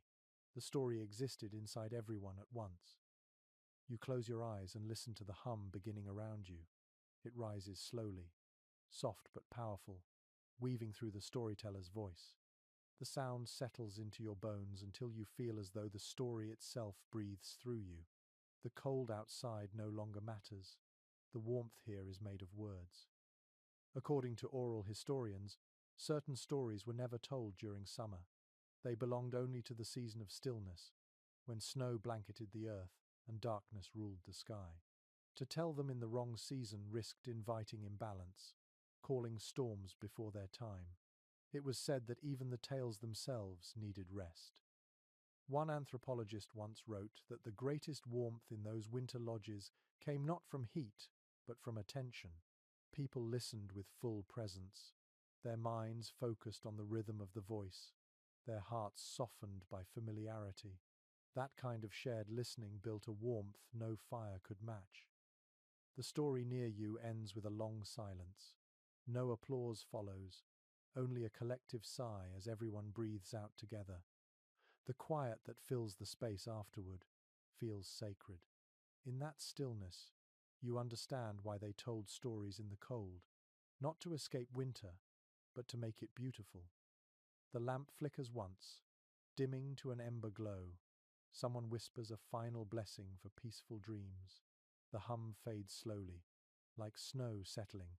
You close your eyes, still hearing the cadence of the tale echoing in your head, each word wrapping around you like a second skin. As sleep pulls you under, you think about how stories, like warmth, never truly vanish. They live in memory, in breath, in the quiet corners of a long night. The last thing you feel is that hum still vibrating faintly inside you, a thread tying you to everyone who ever waited out the cold with a story in their heart. You wake to a sky that feels heavy with sorrow, its color the pale grey of breath fading on glass. Inside the lodge, the air is still, yet you sense something different in the quiet. No laughter rises, no hum of voices fills the space. A woman near the center sits with her head bowed, a bundle of fur resting across her lap. The others move softly around her, their silence a kind of respect. According to the writings of early missionaries and travelers, grief in winter was an experience both communal and private. The long nights magnified it, stretching emotion until it filled every corner of the dwelling. When death visited, the people met it with calm, folding sorrow into ritual as carefully as they folded hides for warmth. You sit quietly, watching as the women begin to prepare the space. One adjusts the vent to let in more air. Another sprinkles sage and cedar needles on the ground, their fragrance rising in thin curls. The scent cuts through the cold, sharp yet comforting. These gestures, you realize, are not only for mourning but also for protection. The living cleanse the air before sleep so the spirit of the lost one can find its way. A lesser-known note from the diary of a fur trader tells how during midwinter, mourning rituals often took place at night. The darkness was thought to help the spirit travel more easily, unbothered by sunlight's distractions. The family stayed together, sometimes sleeping in shifts, each one keeping a silent vigil as snow whispered outside. Experts who study these traditions often describe them as expressions of continuity. Death was not viewed as an ending but as a movement from one state of being to another. The living did not fight grief, but tended to it, letting it rest beside them like an old companion until it softened. You watch the mother's hands now. They stroke the small bundle gently, smoothing the fur as if taming the air itself. The women around her hum, a melody so low it barely exists, more vibration than sound. The hum threads through the lodge, slow and steady, like breath. According to oral accounts, music during mourning was both comfort and invitation. It soothed the living while calling the departed onward. Each note carried warmth through the cold, reminding everyone that life and death still shared the same space. A curious story preserved in the oral traditions of northern tribes tells of a woman who once sang so softly through the winter that her voice became part of the wind. Her song was said to keep travelers safe from frostbite. When the wind blew gently around their faces, they believed it was her, still singing after death. The story is not tragedy but tenderness, the idea that love can survive the body and become part of the air. Historians remain divided about how widespread these nocturnal mourning songs were. Some records mention them only among northern nations. Others find traces of similar customs as far south as the woodlands. What is certain is that the practice turned grief into warmth. A community that mourned together stayed alive together. The hum grows stronger now, rising and falling in unison. The rhythm feels ancient, familiar even to you, as though you have heard it before in another life. The air vibrates with the sound, and for a moment, the sadness in the room feels lighter. The song is not sorrowful but soothing, an offering to balance the coldness outside. A small but fascinating detail in the writings of an early ethnographer describes the use of red ochre during mourning. Women sometimes rubbed it lightly on their cheeks before sleeping. The pigment symbolized the return of warmth to flesh, a promise that life continues. In the dim light, you see faint traces of it on their faces, glowing like embers in shadow. You think about how these gestures connect body and spirit. Grief here is not hidden or suppressed. It is given shape. The hum, the scent, the color they weave mourning into life's fabric rather than cutting it away. It feels like a lesson whispered from the earth. Everything changes form. Nothing disappears. Researchers writing about winter spirituality often note that such nights blurred the line between ritual and rest. People might fall asleep to the sound of morning songs, their dreams blending with memory and prayer. Sleep itself became sacred, a continuation of conversation with the unseen. You close your eyes for a moment and imagine what it feels like to drift into dreams shaped by love instead of loss. The humming continues, soft but steady, and it wraps around you like a blanket. The sorrow in the room becomes rhythm, and the rhythm becomes peace. One woman lights a small oil lamp for a few breaths, then extinguishes it again, leaving only a thin ribbon of smoke. According to oral tradition, the smoke carries messages upward, where ancestors wait to listen. The air smells faintly of burnt fat and cedar. It mingles with the sound of humming until the two become inseparable. Modern scholars have often missed the beauty of this balance.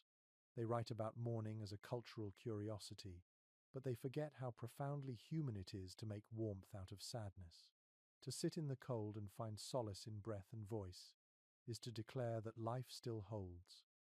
The hum fades slowly, and the lodge sinks into silence.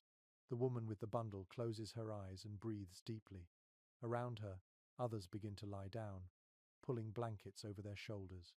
No one speaks, yet the air feels full, pulsing with shared comfort. You realize that even in the darkest hour of loss, the same truth remains. Warmth survives through connection. It may flicker, it may dim, but it does not vanish. The night outside stretches on, deep and endless, but inside hearts still glow softly, beating in time with one another. You rest your head on the fur beneath you, the scent of cedar still sharp in your nose. Sleep comes quietly, gentle as the hum that lingers long after the voices have stopped. You wake before dawn, the air dense with the smell of food. A faint sweetness drifts from the hearth where women crouch, stirring something thick and oily in shallow stone bowls. The sound is soft, almost secretive, the rhythm of spoons scraping the sides.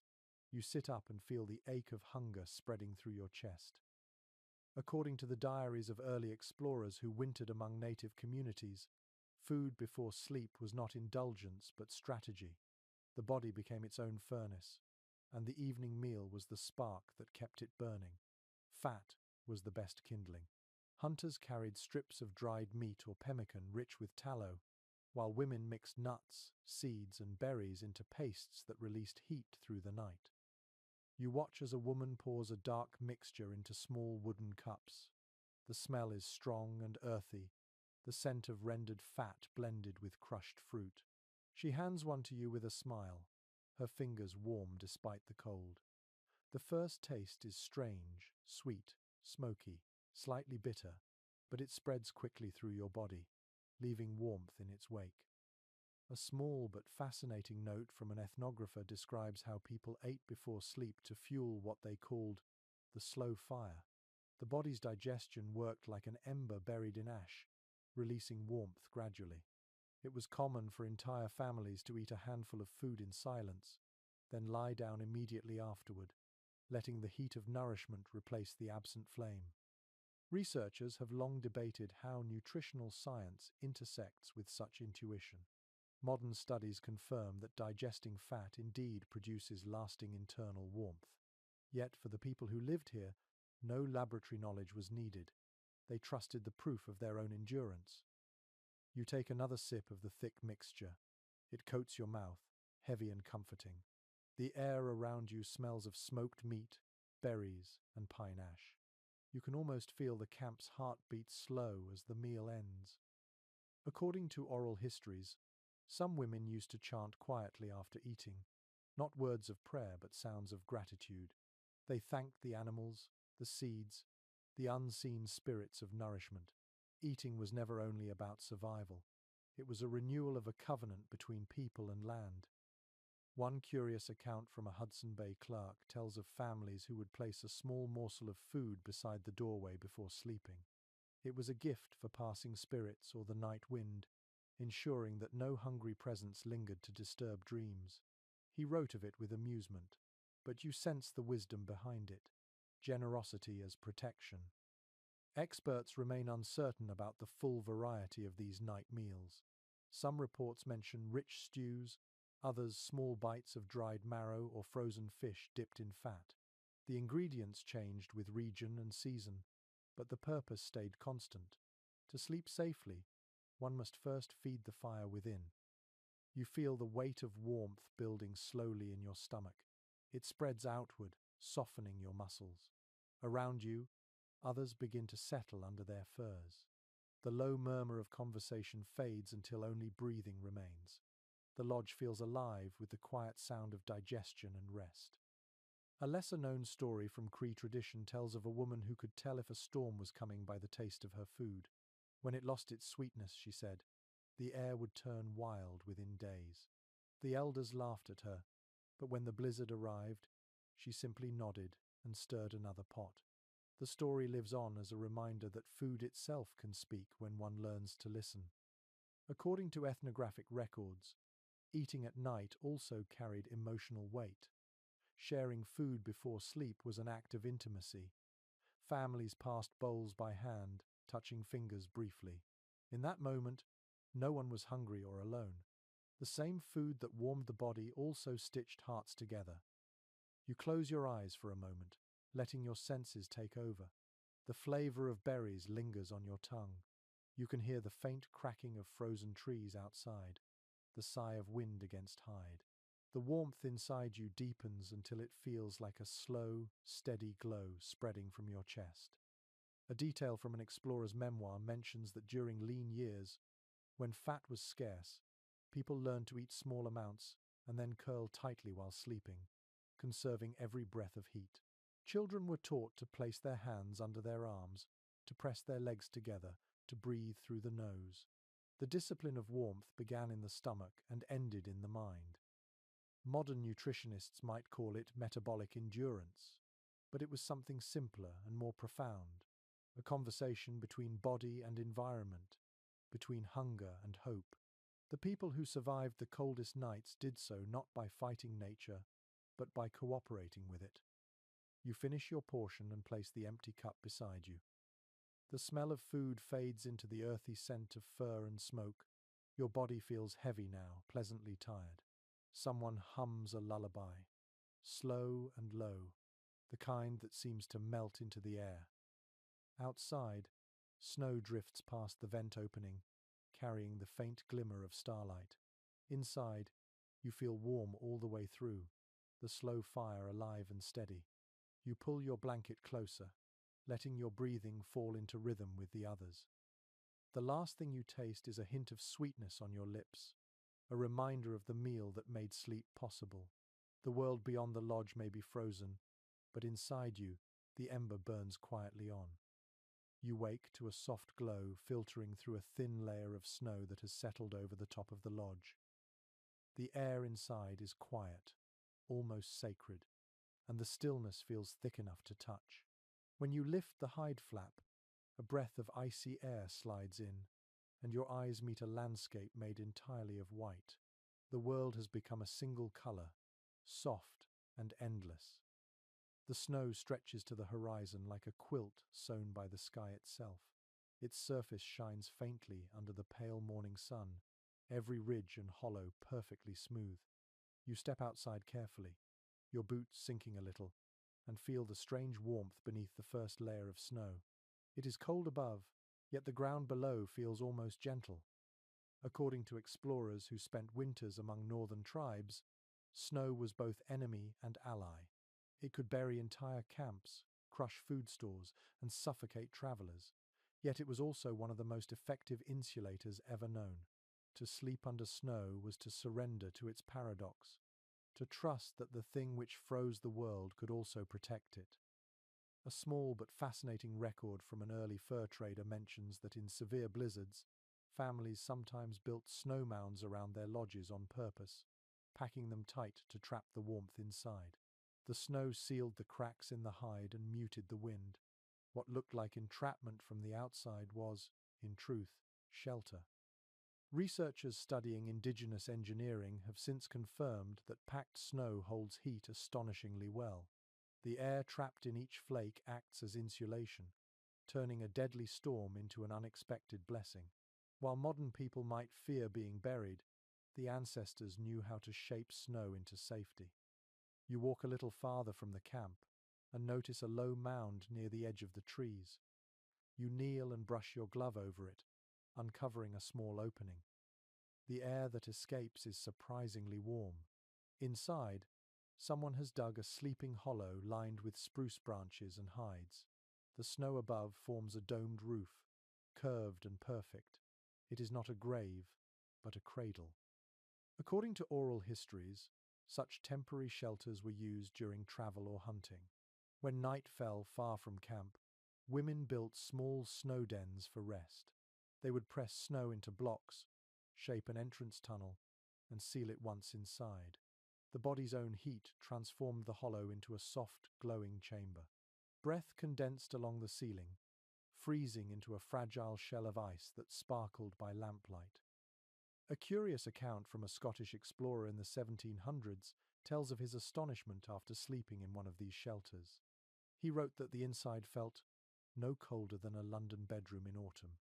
He did not know then that he was resting within one of nature's finest inventions, perfected by centuries of quiet trial and error. Experts remain divided on whether these snow shelters were common across all northern peoples or reserved for emergencies. Some claim entire families could rest inside. Others describe them as solitary retreats. Regardless, they were acts of trust, faith in snow, in silence, in the wisdom of the earth itself. You crawl a little closer to the opening and imagine what it must feel like to sleep within that glowing cocoon. The air inside would be still, heavy with breath, but soft. No wind, no noise, only the faint hiss of snow falling on the roof. The darkness would be complete, yet comforting, a place where thought itself slows. According to oral tradition, some women believed that sleeping beneath snow connected them to the spirits of winter. They said the snow remembered every sound, every dream, every whisper, holding it safe until spring returned. Children were told to listen closely while falling asleep. If they were quiet enough, they could hear the snow breathing with them. A lesser-known story collected by missionaries describes how a girl lost in a storm dug herself into a drift and slept through the night. When she awoke, she claimed to have heard the snow singing. The melody was said to carry messages from the earth songs of hibernating animals, sleeping rivers, and resting ancestors. Modern scientists would speak of acoustics and thermal insulation, but there is poetry in the older explanation. The snow did sing, in its own way, reshaping sound until even the loudest noise became calm. You return to camp, your boots crunching softly on the crust. The women are brushing snow away from the lodge walls, their movements calm and practiced. Each sweep of a branch reveals a little more of the curved surface beneath. When they finish, the structure glows faintly against the light, clean and whole again. According to ethnographic records, some communities celebrated the first heavy snowfall as a gift, not a burden. It meant the land was sealed, the cold locked away, the old year safely resting. Families would gather that night and tell stories about the snow mothers, gentle spirits who covered the world to keep it from cracking apart. You can almost feel that tenderness now. The snow beneath your boots creaks softly, not in warning but in greeting. The air feels thicker, quieter. The ground itself seems to breathe beneath the white. You crawl back inside the lodge, brushing snow from your sleeves. The air feels warmer than before, the snow's weight pressing gently on the roof. Someone adds a few drops of fat to the lamp, and the light glows golden against the white ceiling. Outside, the wind begins again, but its voice is softer now, muffled by the world's new blanket. You pull your fur closer and lie down, imagining the snow as a guardian rather than an enemy. Its cold touch is the touch of patience, of rest. You close your eyes, feeling that protective weight above you. Somewhere in the darkness, the snow hums faintly, a lullaby for those who know how to trust it. You wake to a faint crackle in your chest, the feeling of air that bites when you breathe too quickly. The cold has deepened, sharp enough now to sting the lungs. Around you, the lodge is still, the light outside muted by snow. A few women move quietly in the corner, their hands busy with small bundles of herbs and bark. The air fills with the smell of spruce and smoke. According to early reports by fur traders, winter was as much a season of medicine as it was of endurance. Every family carried small pouches filled with dried plants, roots, and powders gathered in warmer months. The women were healers by necessity, doctors shaped by observation and the patience of nature. They did not rely on luck, but on a deep understanding of what the land offered in return for respect. You watch as one woman fills a cup with water, then drops thin strips of willow bark into it. The scent that rises is bitter, earthy, alive. She stirs with a carved bone spoon and hums softly while it steeps. The steam curls upward, painting the air with a ghost of warmth. A small but fascinating detail recorded by explorers describes how willow bark tea was a nightly remedy for fever, headache, or soreness from the cold. It contained salicin, a compound that eases pain and lowers inflammation, though no one then used such words. To them, it was simple truth. The tree gives, the body heals. Experts in ethnobotany have since confirmed that this knowledge was not superstition but precise science, learned through centuries of testing and trust. The medicine women observed patterns: how one plant soothed, how another cleansed, how another revived the weak after frostbite. Their healing was as much art as knowledge. You watch her pour the tea into small bowls and pass them around. The liquid is dark and smoky, its heat seeping into your hands through the wood. The first sip burns slightly, but the taste carries life with it, a reminder that even bitterness has its purpose. According to oral accounts, every medicine had a story. Spruce needles brewed in water were said to hold the spirit of the forest, protecting the lungs. Cedar tea restored strength to travelers. Labrador leaves soothed the heart and steadied the pulse. To drink these brews before sleep was to welcome the forest into your veins. A curious note from a 19th century missionary tells of women mixing ashes from burned moss with animal fat to make a salve for frostbite. The mixture was dark grey and carried a strange smell, but it healed cracked skin better than any imported balm. The missionary wrote of his astonishment, not understanding that healing sometimes required embracing the earth's darker gifts. Scholars today discuss these medicines as examples of ecological harmony, but to the people who lived them, it was never theory. It was survival wrapped in reverence.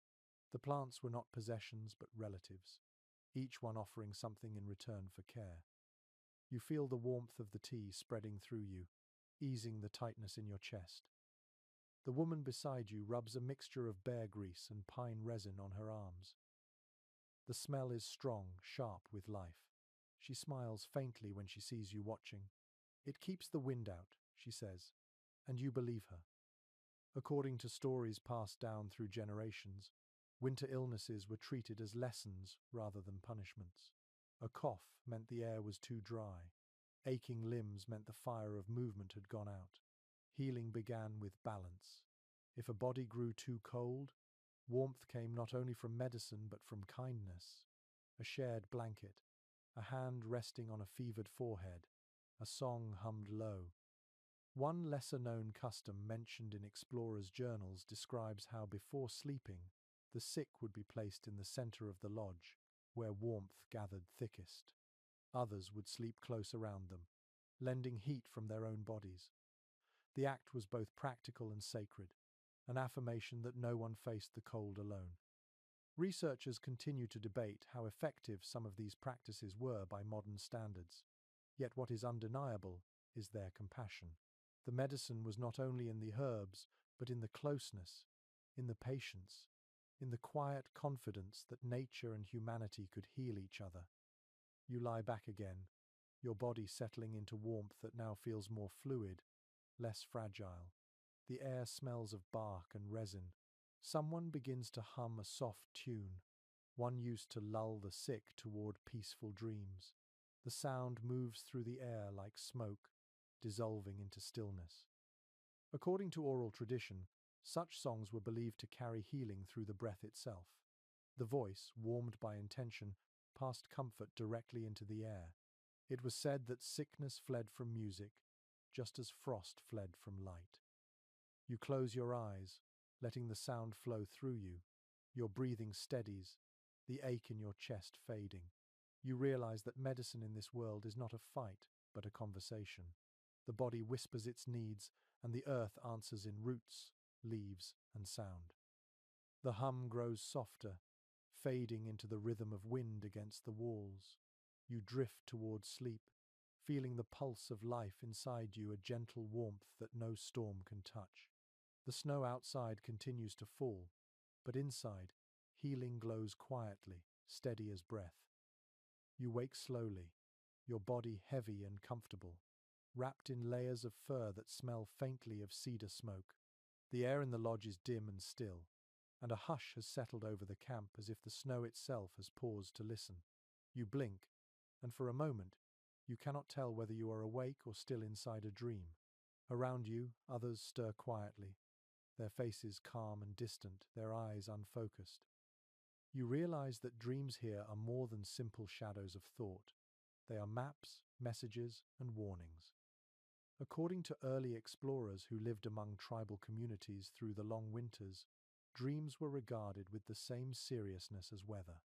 Each morning, people spoke softly of what they had seen in the night, piecing together meanings that might guide their choices.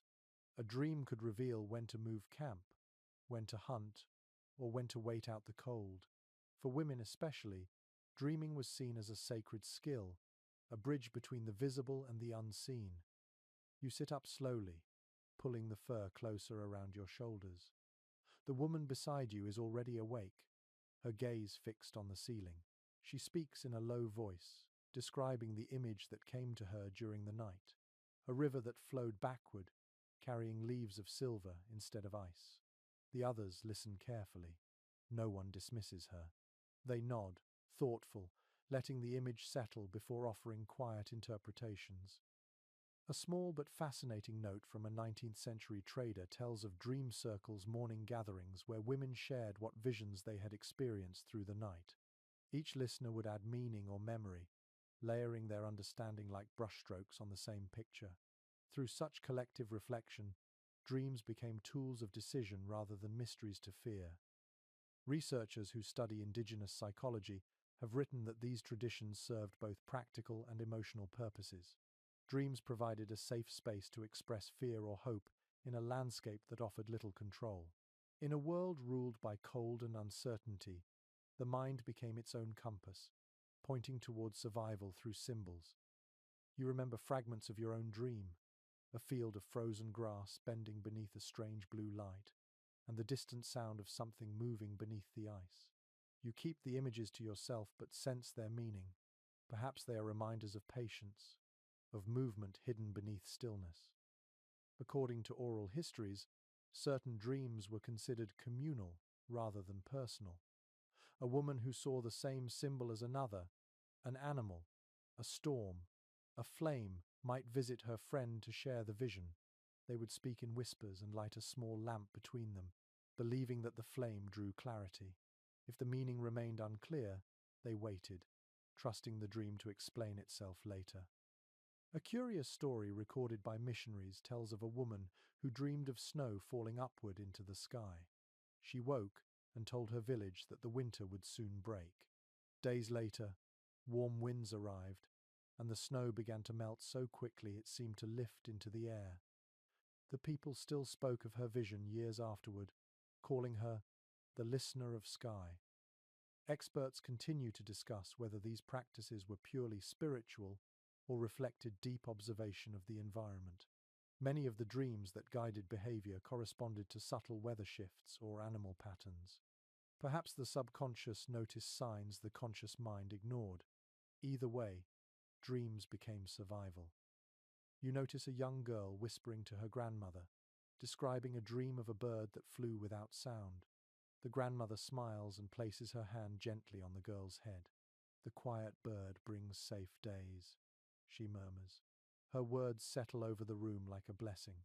You can almost feel the warmth of belief spreading through the group, a comfort greater than any fire. A lesser-known practice mentioned in ethnographic notes describes how people prepared themselves for good dreams. Before sleeping, they would breathe deeply 3 times, facing the direction of the wind. Some placed a small stone or feather under their bedding, believing it could draw peaceful visions.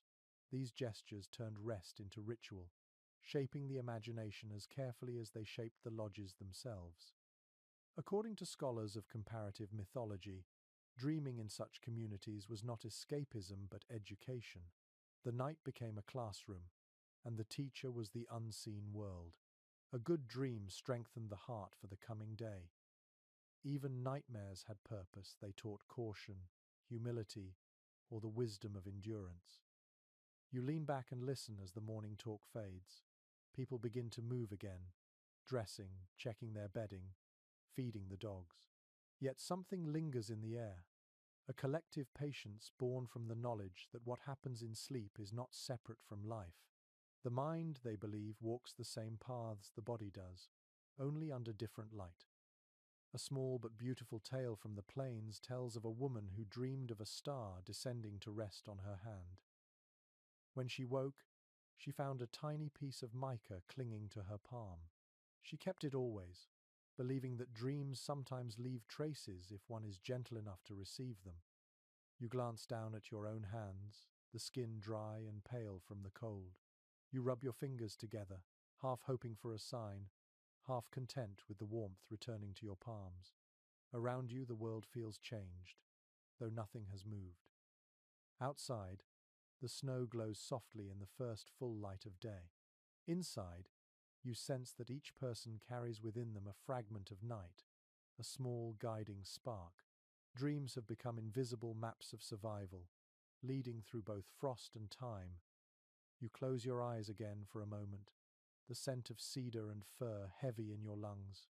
You imagine walking through that blue field from your own dream, the quiet birds still circling above. The sound of wind fades into silence, and you rest there, between the waking world and the one that teaches in sleep. The night settles thick around the camp, the kind of darkness that feels soft and endless. You lie awake for a while, your eyes tracing the faint curve of the lodge's ceiling. No flames flicker tonight, only the faint light of snow reflected through the vent above. The stillness has a sound of its own, a hum so low it blends with the rhythm of your breathing. According to travelers who wintered among these northern peoples, the silence of the night was not emptiness but presence. When the world stopped moving, the smallest noises grew large enough to fill it. The crack of ice on the river, the flutter of an owl's wings, even the whisper of breath against fur, each sound reminded listeners that life continued quietly beyond sight. You listen now. Somewhere outside, a wolf calls, its cry long and hollow. The echo drifts over the frozen plain and fades like a sigh. Closer, you hear snow falling from the roof, sliding down in a slow cascade. Within the shelter, nothing moves except breath. Each exhale seems to join a single shared rhythm, the whole lodge breathing as one. A small but fascinating entry in a 1780 fur trader's journal tells of people describing the night's quiet as a living thing. They called it the Great Stillness, a spirit that walked through camps to remind the living of balance. To speak too loudly or move too quickly risked disturbing that spirit. Instead, they learned to listen, to let stillness pass through them like wind through grass. Modern researchers studying acoustic ecology now confirm what those people always knew. Silence has texture. Snow absorbs sound differently depending on its depth and density, creating subtle shifts in tone that seasoned listeners could recognize. The ancestors read those changes the way others read stars. You close your eyes and feel how the silence rests against your skin. It is not cold, but weightless. The longer you listen, the warmer you feel, as though the quiet itself is a blanket. According to oral histories, nights without fire were moments of meditation. People used the stillness to feel their connection to the earth. Some described hearing the heartbeat of the ground beneath them, a slow pulse deep under ice. Whether imagination or awareness, it brought peace. One lesser-known story collected by an ethnographer tells of a woman who once lost her way in a blizzard. When the wind stopped and silence fell, she sat down in the snow, certain she would die. Then she began to hear faint tones, low, steady, and musical. She followed the sound with her eyes closed, trusting it completely. When she opened them again, she had reached her camp. Later she said the earth had sung her home. Historians still argue about how literal such stories were meant to be. Some say they were poetic ways of describing instinct. Others believe the people truly perceived what modern ears cannot. Regardless, silence here was not absence, but guidance. You sit up slightly, eyes open to the faint glow above. Your breath rises like smoke and disappears. The air carries the faint scent of hide, pine, and human life. It is astonishing how warm the world feels without a single flame, warmed instead by the hush of living bodies. According to one observer from the 1800s, families often fell asleep in shifts, ensuring that at least one person stayed half awake to watch and listen. The watcher's task was not only safety but reverence. To sit quietly through the deep hours of the night was considered a kind of prayer, an act of humility before the vastness of the world.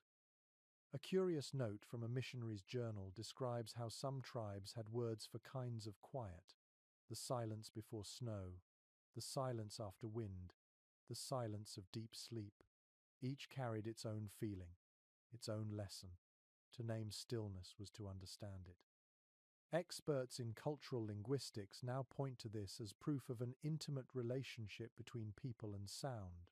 What others would call nothingness, they heard as nuance, a vocabulary of peace. You shift under your blanket, careful not to disturb the person beside you. The air is cool against your cheeks but warm inside your cocoon of fur.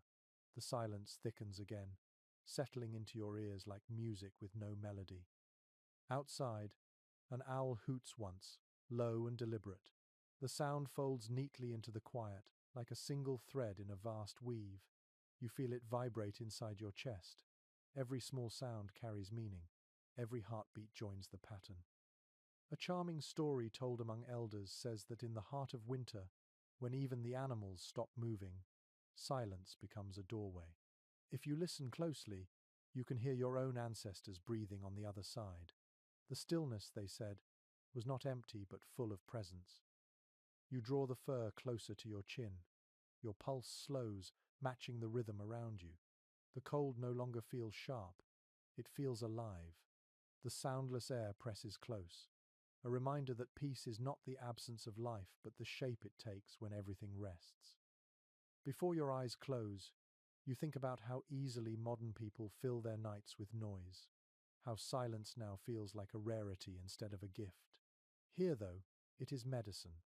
You understand why they guarded it so carefully, why even whispers felt sacred. The lodge breathes with you. The stillness deepens until it seems to hum faintly in your bones. And then, somewhere between one breath and the next, you drift into sleep, carried not by warmth or story, but by the endless, gentle sound of nothing at all. You wake to a faint shimmer of light filtering through the snow-packed roof, the air still heavy with the scent of cedar and oil.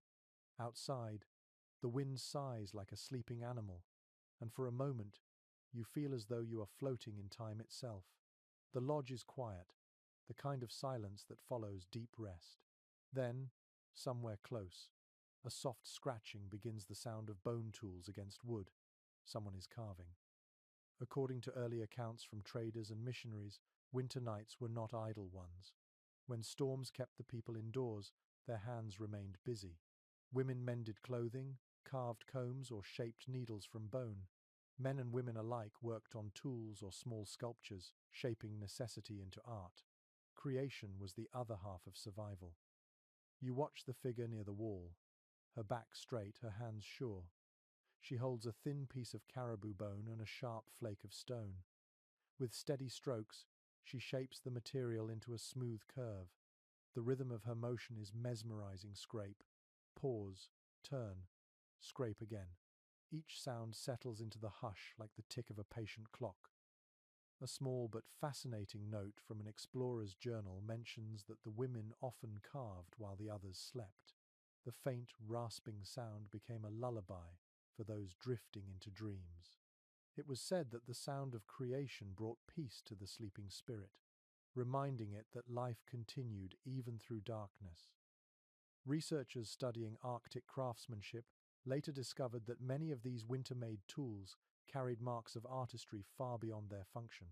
Needles engraved with tiny patterns, spoons decorated with symbols of the moon and wind. Practical objects became vessels of beauty, testaments to the human need to create even when the world froze silent outside. You move closer and watch the woman's hands. Her fingers are cracked from cold but graceful, steady in their purpose. When she lifts the bone to the lamplight, you see that it has been shaped into a small figure, a human form, arms open, head tilted slightly upward. Its face bears no features, yet somehow it feels alive. According to oral traditions, such figures were not idols but companions. They held stories, blessings, and fragments of memory. A mother might carve one for her child, pressing it into the small hand before sleep to guard against nightmares. A traveler might carry one in a pouch to feel less alone in the snow. Each carving carried the warmth of its maker's touch.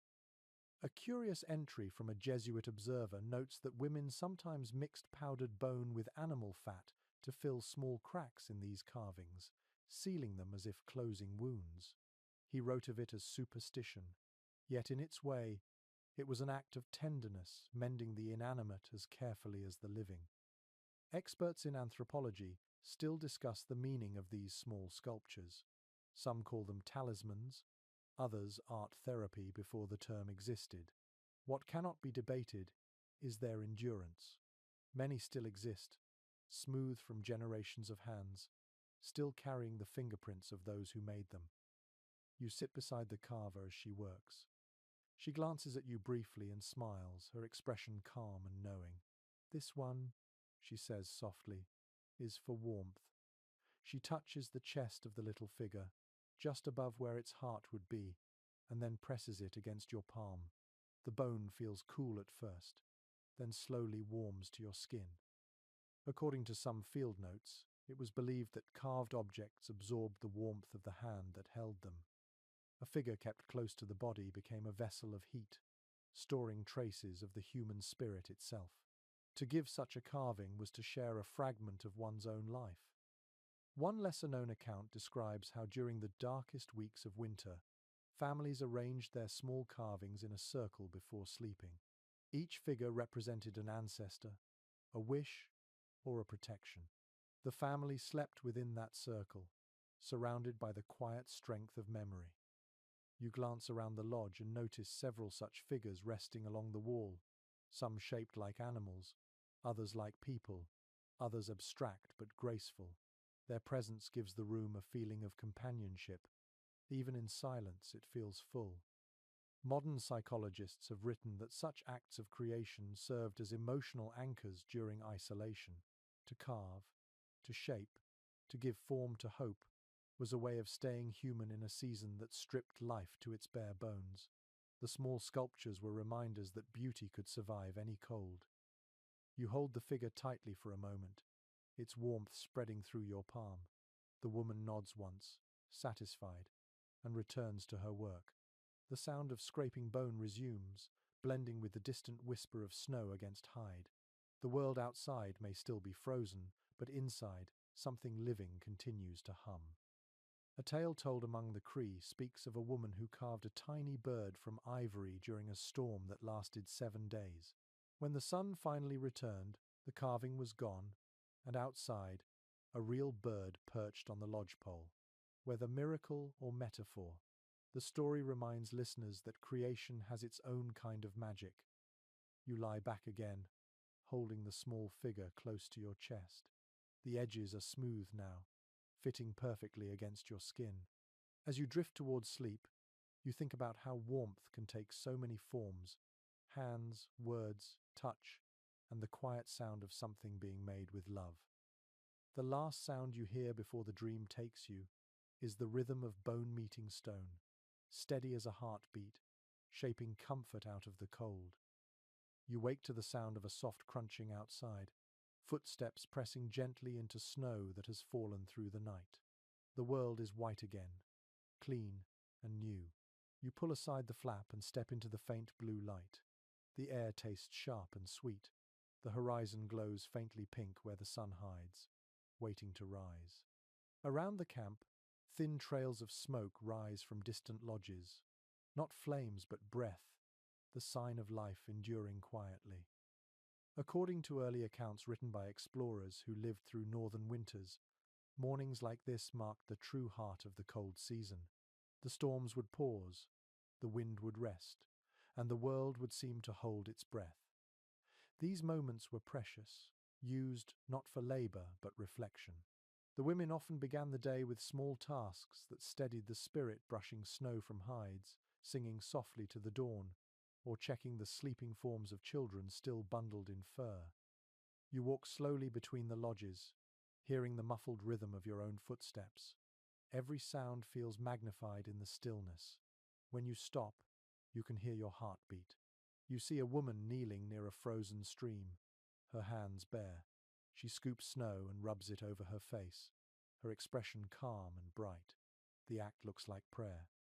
A lesser-known note from an 18th century traveller mentions that women sometimes greeted the first calm after a storm with rituals of renewal. They washed their faces with snow, believing the cold water awakened courage and clarity. It was a cleansing of body and spirit, a reminder that even after nights of darkness, the world still offered purity. Modern researchers who study these practices see them as forms of mindfulness before the word existed. The repetition of simple, gentle actions, rubbing snow, humming softly, brushing hides, reconnected the body to rhythm, grounding the mind in patience. You kneel beside the stream and scoop a handful of snow yourself. It stings at first, then numbs your skin, then leaves behind a tingling warmth. The air around you smells faintly of pine and frost. When you lift your head, you can see a hawk gliding above the trees, silent and effortless. According to oral tradition, the morning after a storm was called the listening day. It was believed that the land spoke most clearly when freshly covered in snow. People were taught to walk slowly, to let their footsteps make soft sounds that blended rather than broke the silence. The sky was watched for signs, the light read like scripture. A curious record from a missionary's diary describes how some families would scatter seeds or crumbs outside their lodges on such mornings. The offering was not for hunger, but for harmony, a thank you to the birds and small animals that survived alongside them. Every creature, no matter how small, shared in the fragile peace of winter. Experts who write about ecological traditions often remark that these customs reflect a profound respect for equilibrium. The people knew that survival was not conquest but cooperation. Even rest was treated as a sacred act. You watch the woman near the stream finish her small ritual. She stands slowly, brushing frost from her skirt.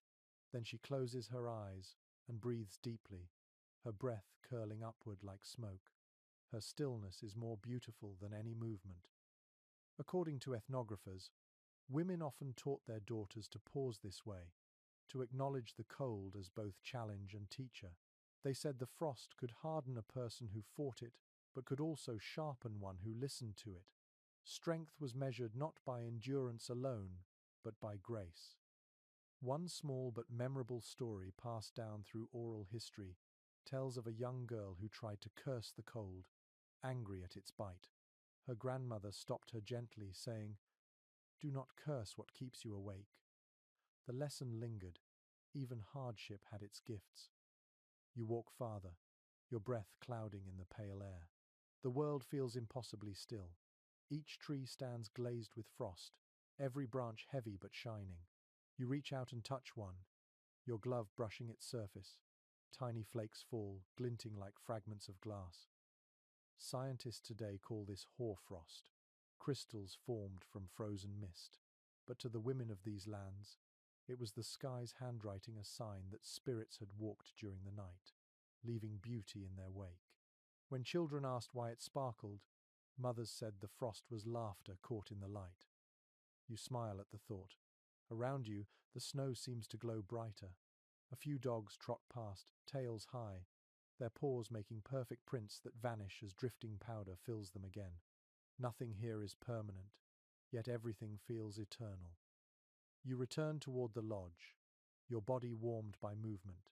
The smell of food drifts faintly from within: smoke, fat, berries.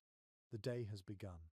Inside, people stir, wrapping themselves in furs, speaking in low voices. The air fills again with sound, slow and peaceful. A scholar once wrote that after every storm, life began as ceremony. The smallest acts, washing, walking, feeding the dogs, became expressions of gratitude. The quiet was not emptiness but renewal, the world reminding its people that peace is also part of survival. You sit by the entrance, watching light crawl across the snow. It glows gold now, soft and kind. The air feels lighter. Around you, others begin their day without hurry, as though they know time itself has slowed for them. You breathe in the cold one last time before rejoining the warmth inside. The taste of snow still lingers on your lips, crisp and clean. You feel awake in every sense, the kind of alertness that comes not from fear but from wonder. Inside, the laughter begins again, small but real.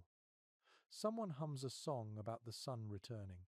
You close your eyes, listening, and realize that warmth is not only in the body, it is in attention, in stillness, in the willingness to greet each new morning as if it were a friend. The night is quiet again, but the cold feels gentler, softened by layers of snow that muffle even the wind. You lie awake for a moment, listening to the slow breathing of those around you. The air inside the lodge carries the faint sweetness of tanned hide and the deeper scent of bodies that have shared warmth through many nights. The sound of life is small but constant. You can almost hear the rhythm of hearts beating in unison. According to early records from northern camps, these long winters taught people to live by rhythm rather than time. There were no clocks to divide the night into hours, no bells to summon dawn. The body became the measure, guided by hunger, by rest, by the tilt of stars glimpsed through the vent. Women especially held the pulse of the household, waking when others stirred, sleeping when all seemed safe. You roll slightly, the fur rustling softly. The woman nearest to you opens her eyes, smiles faintly, and nods before closing them again. The exchange feels ancient and wordless, a shared agreement that the night will pass peacefully. A small but remarkable note from a Hudson Bay trader's diary describes how families sometimes moved in and out of sleep several times through the night. They called it the breathing rest. During each interval of waking, they would whisper stories, stretch stiff limbs, or simply sit in stillness until drowsiness returned. This segmented sleep was not seen as interruption but as harmony, the body and the world resting in the same slow rhythm. Researchers now understand that such cycles align with natural circadian rhythms when there is no artificial light. Modern science has confirmed what the ancestors knew instinctively, that deep rest comes not from forcing sleep, but from surrendering to its ebb and flow. You close your eyes and let your breathing fall into pattern. Around you, faint sounds continue: the rustle of fur, the soft snore of a child, the low murmur of wind outside. Every sound feels alive, carrying warmth. According to oral histories, people believed that winter nights had their own music. When the snow shifted or the wind changed pitch, they said the land was singing. Listening to it before sleep brought protection. Children were taught to imitate the sound softly, humming along until they drifted off. A curious note from a missionary's account describes how a woman once sang to the snow itself, whispering melodies shaped by breath. He wrote that the sound reminded him of water under ice, quiet yet constant. She told him the snow listened better than people did. Scholars continue to discuss the purpose of such midnight songs. Some say they were prayers for safety, others think they were lullabies shared between mothers and children. Yet every account agrees on one thing: the act of singing transformed fear into calm. The human voice, even whispered, filled the cold with presence. You hum quietly to yourself now, a low note that trembles against the air. The sound vibrates in your chest and fades, only to return in your imagination as an echo from the walls. For a moment, you understand how music could survive even without instruments, carried entirely in breath. One small but beautiful tradition, found in several northern tribes, describes how families measured the strength of their shelter by sound. If the wind's howl could not be heard inside, they knew the structure was tight. If it could, they adjusted hides or snow until the music softened. The night itself became a guide to craftsmanship. According to ethnographic accounts, the act of checking a shelter at night was often entrusted to women. Their hearing was trusted more keenly, their attention to tone more precise. They knew the difference between the sigh of snow settling and the whisper of a crack forming. In that sensitivity lay safety. You open your eyes again and watch a faint thread of moonlight slip through the vent above. It catches in the smoke, turning the air silver. Outside, the world glows faintly, endless white under pale stars. Inside, the warmth feels almost liquid. A lesser-known legend tells of a woman who once followed a moonbeam through the roof of her lodge and walked into the sky. She returned at dawn, carrying frost in her hair, and said she had seen the night from the other side. Her people called her the Dream Walker, believing she had learned the song that holds the stars in place. Historians often dismiss such stories as symbolic, yet they reveal something profound: the belief that the boundaries between the physical and the spiritual softened during deep winter. Night was not a wall but a doorway, and dreams were simply another kind of journey.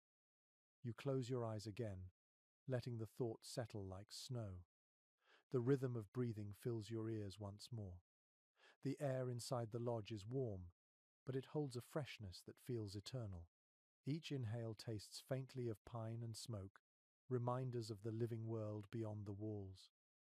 Modern anthropologists call this pattern social warmth, the way shared breath and body heat influence emotional connection. But you do not need a name for it. You can feel it in every heartbeat near you, in every soft sound that replaces loneliness. You turn slightly and pull the blanket higher, the fur brushing against your cheek. Your body feels heavy but peaceful, cradled by warmth born from patience and closeness. Outside, the night continues to sing softly through snow and wind, and inside, that same song echoes quietly in human breath. You realize that this is the secret of survival in the endless cold: rhythm, closeness, and faith that warmth will always return, whether through body, voice, or dream. The world beyond the lodge can freeze, and still the heart will beat on, steady as the wind's own melody. The silence deepens again. Someone sighs.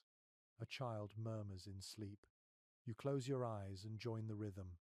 Your last thought a soft echo of gratitude for breath, for warmth, and for the music that even silence cannot erase. You wake to the faint sound of crackling snow, the kind of brittle noise that comes only when the air is so cold it feels sharp enough to cut. The world outside glows white and silver, a frozen ocean stretching to the horizon. Inside, the air is thick and quiet. You sit up slowly, brushing frost from your blanket. The cold kisses your face, but you no longer shrink from it. The body has learned what the mind once feared. According to explorers who lived through winters among the northern peoples, the body itself became a tool of survival. Muscles remembered what warmth felt like and learned to keep it.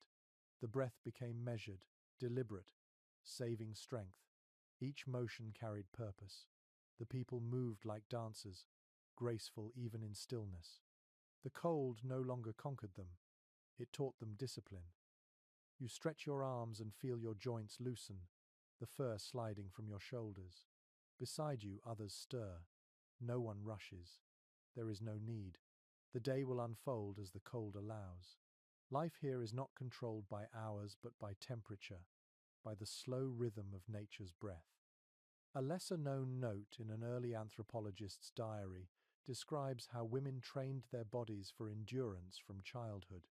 They learned how to control shivering, to conserve energy through calm breathing.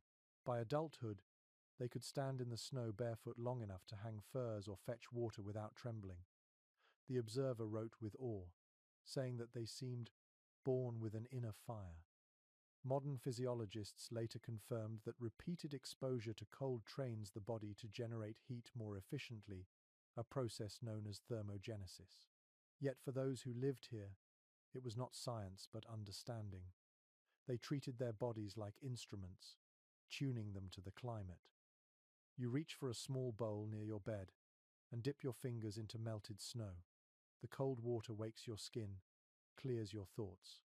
Around you, women begin their morning movements, rolling hides, shaking blankets, checking for leaks in the lodge wall. The air hums with quiet purpose. According to oral histories, winter mornings were exercises in ritual precision. Every gesture had meaning. A fold in the blanket reminded of gratitude. A tightened seam spoke of preparedness. Work was never mechanical. It was meditation. One small but fascinating detail found in the notes of a Jesuit missionary describes how some women used the act of breathing itself as prayer. Before stepping into the cold, they would exhale slowly, watching their breath cloud and fade. They said that seeing it vanish reminded them of life's fragility, and breathing again reaffirmed its return. Scholars who study comparative spirituality often point to such acts as evidence that mindfulness did not begin in temples but in landscapes like this. Where survival required constant awareness, the sacred was not found apart from life, it was woven through every movement. You stand and stretch again, the sound of your own joints soft in the quiet. The snow outside is blinding now, the sunlight scattering across its surface like shards of glass. You shield your eyes with your hand, feeling the warmth of light against your skin. For a moment, you are aware of every sensation: the sting of air, the heat of blood, the press of ground beneath your feet. According to ethnographic reports, the people called this awareness listening to the body. It meant knowing when to rest, when to move, when to eat, and when to think of something else entirely. Their wisdom lay in harmony, not in conquest. A curious account from an explorer describes a woman who, during a brutal cold snap, refused to add another layer of clothing. When asked why, she smiled and said, "I will tell my body it is already warm." The observer dismissed it as bravado, yet she survived the storm easily. Later studies in psychology might call it self-conditioning, but it also speaks of faith, the quiet command of mind over flesh. You watch as a group of children step outside, their laughter cutting through the cold air. They fall into the snow and roll, shrieking, then rise, glowing with energy. Their mothers smile, unafraid. Exposure to cold, it is said, builds strength. The air itself becomes a teacher, harsh but fair. Researchers writing on resilience now describe this way of life as a model of adaptive intelligence. Instead of fighting the environment, the people adapted through cooperation, body, mind, and community, acting as one organism. In that balance, they found not just survival but contentment. You walk to the entrance and look out at the frozen plain. The snow stretches endlessly, yet something within you feels at peace. The landscape that once seemed cruel now feels honest. Its silence holds no malice, only truth. The cold teaches you to move carefully, to breathe deeply, to value every flicker of heat and every heartbeat of companionship. According to a legend told by northern elders, the cold spirit once walked the earth searching for a people strong enough to befriend it. Most ran or hid, but one woman stood still and opened her hands. The spirit touched her skin, and instead of freezing, she smiled. It is said that from that day, her descendants carried a warmth that no winter could extinguish. You remember this story as you breathe in the sharp air. Perhaps endurance is not about defiance but acceptance, standing still until even the cold becomes familiar. You feel it now, the heat of your body against the chill of the wind, the balance between surrender and strength. Inside, the others begin to stir the morning meal, their voices low but bright. The smell of broth fills the air, rich and comforting. You turn back toward the warmth, stepping into the familiar dim light of the lodge. The cold clings to you for a moment before melting into the shared heat of the room. You sit down again, feeling the rhythm of breath and movement around you. It occurs to you that survival here has always been more than endurance. It is art, built from patience, knowledge, and grace. The cold world outside does not diminish the people who live within it. It defines their beauty. As the morning grows brighter, you pull your fur around your shoulders and close your eyes. The warmth of your own body feels like proof of every lesson the cold has taught you. Resilience, humility, stillness. The storm has become a friend now, and in its breath, you hear the whisper of life continuing, quietly and endlessly. The morning is softer than usual, as if the world itself has exhaled. A pale light filters through the snow-covered roof, and the air inside the lodge feels calm, almost sacred. You wake slowly, your breath warm against the fur, your body heavy with the comfort of many nights survived. The silence around you carries a different quality now, not the tense quiet of endurance, but the peace that follows it. According to the notes of early travelers, there always came a moment in the long winter when the cold no longer frightened anyone. It was not because it grew weaker, but because the people had learned its rhythm. They moved with it, breathed with it, rested inside its stillness. It became less an enemy and more an old companion, a teacher of patience. You sit up, rubbing your hands together to wake the blood in your fingers. The woman nearest to you smiles faintly, her eyes still half closed. The children stir, but do not rise. For now, everyone moves slowly, savoring the quiet. There is no rush to greet the day. The storm has passed, and peace deserves its own kind of attention. A small but beautiful note from a Jesuit missionary describes one of these mornings after deep winter. He wrote that the people emerged from their lodges as if from wombs, reborn by endurance. They did not shout or celebrate. They stood in silence, breathing in the sunlight, their faces calm and content. It was gratitude expressed not through words, but through stillness. Researchers in anthropology later suggested that such quiet renewal reflected a deep understanding of cycles. To live close to the land was to accept that suffering and rest were twins, that every hardship eventually softened into calm. To survive winter was not victory, it was balance. You rise and step outside. The air meets your face like silk. The snow beneath your feet no longer squeaks but sighs softly, melting under the touch of sunlight. The horizon stretches wide and bright. You inhale, and the air tastes like clean stone and pine sap. The dogs bark in the distance, their voices sharp but joyful. According to oral tradition, this is the time when people begin to dream of movement again.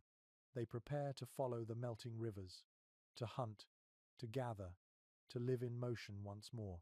Yet for a few lingering days, they stay still. These last days of stillness are not idleness, but reflection, a sacred pause before the return of life's noise. A lesser-known story from Cree lore tells of a woman who, after the final cold, sat in silence beside the snow until she could hear it melt. She said each drop carried the memory of the storms it had survived. Listening to it, she felt her own worries dissolve. The others later called her the Keeper of Thor. Experts who write about indigenous resilience describe such stories as forms of wisdom disguised as poetry. The people saw continuity where others saw endings. The melting of snow was not destruction, but transformation. What had once been barrier became nourishment for rivers, animals, and dreams alike.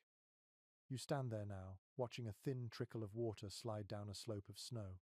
It catches the sunlight and flashes like glass. The sound of it is soft but clear. Around you, the air hums with the faint promise of change. Inside the lodge, laughter rises again. Someone teases another about snoring. A child runs to the entrance and calls out at the brightness, their voice ringing across the snow. Life returns easily, naturally, as if it had never paused. According to one anthropologist, these transitions between silence and sound, stillness and motion, were considered the heart of wisdom. Knowing how to rest was just as vital as knowing how to act. To be too still was to freeze. To rush too quickly was to break the fragile balance that held everything together. You sit down near the doorway, letting sunlight warm your face. The snow sparkles so brightly that your eyes water. For a moment, you think about all the nights behind you, the darkness, the wind, the shared warmth, the whispered songs. You understand now that survival was never about fighting the cold. It was about learning how to live alongside it, to find calm inside hardship and beauty inside stillness. A curious entry from an explorer's memoir tells of one final winter ritual. On the first morning when the sun returned strong enough to cast true shadows, the women would sweep their sleeping places clean and scatter a handful of ash outside. The ash symbolized what the fire had given, a quiet thank you to warmth itself. You imagine them now, graceful and slow, brushing the ground as sunlight glints on their hair. You look up at the sky. The blue is so deep it feels endless. The snow glows like silver in the light. You breathe deeply, feeling both small and infinite. The cold air no longer bites. It refreshes, reminding you of everything alive within it. You turn and step back inside, where the others are beginning to pack small bundles of clothing and tools. The laughter grows louder, and you can feel a shared energy in the air, a readiness for what comes next. The season of survival is ending. The season of movement is near. You sit one last time, pulling your blanket around your shoulders. The fur smells faintly of smoke and memory. You close your eyes and listen to the world breathing people. Wind, animals, snow, all pulsing together in one long, steady rhythm. You realize that this sound, this shared heartbeat, is what warmth truly is. And as you breathe in the last chill of winter, the story you have walked through begins to fade gently into peace. The world waits, silent and alive. Now the rhythm slows, the words soften, and the snow begins to melt inside your mind. The night becomes lighter, and your breath grows slower. You can still feel the weight of the fur against your skin, the warmth that no longer belongs only to the body but to the memory of everything you have learned. You think of the women who listened to the ice, who whispered to snow, who carried warmth in their hands and gave it away freely. Their patience, their stillness, their quiet strength linger in the air even now. You feel them around you, the hum of their songs, the peace of their silence. The storm has passed. The fire is within you. Every lesson of the cold has settled into your bones. That stillness is strength, that gentleness can protect, and that warmth is something made together. Let the snow fade now, slowly, gently. Let the world drift into quiet light. Breathe in one more time. The air is calm. The story is complete. Sleep well, traveler. The winter will watch over you.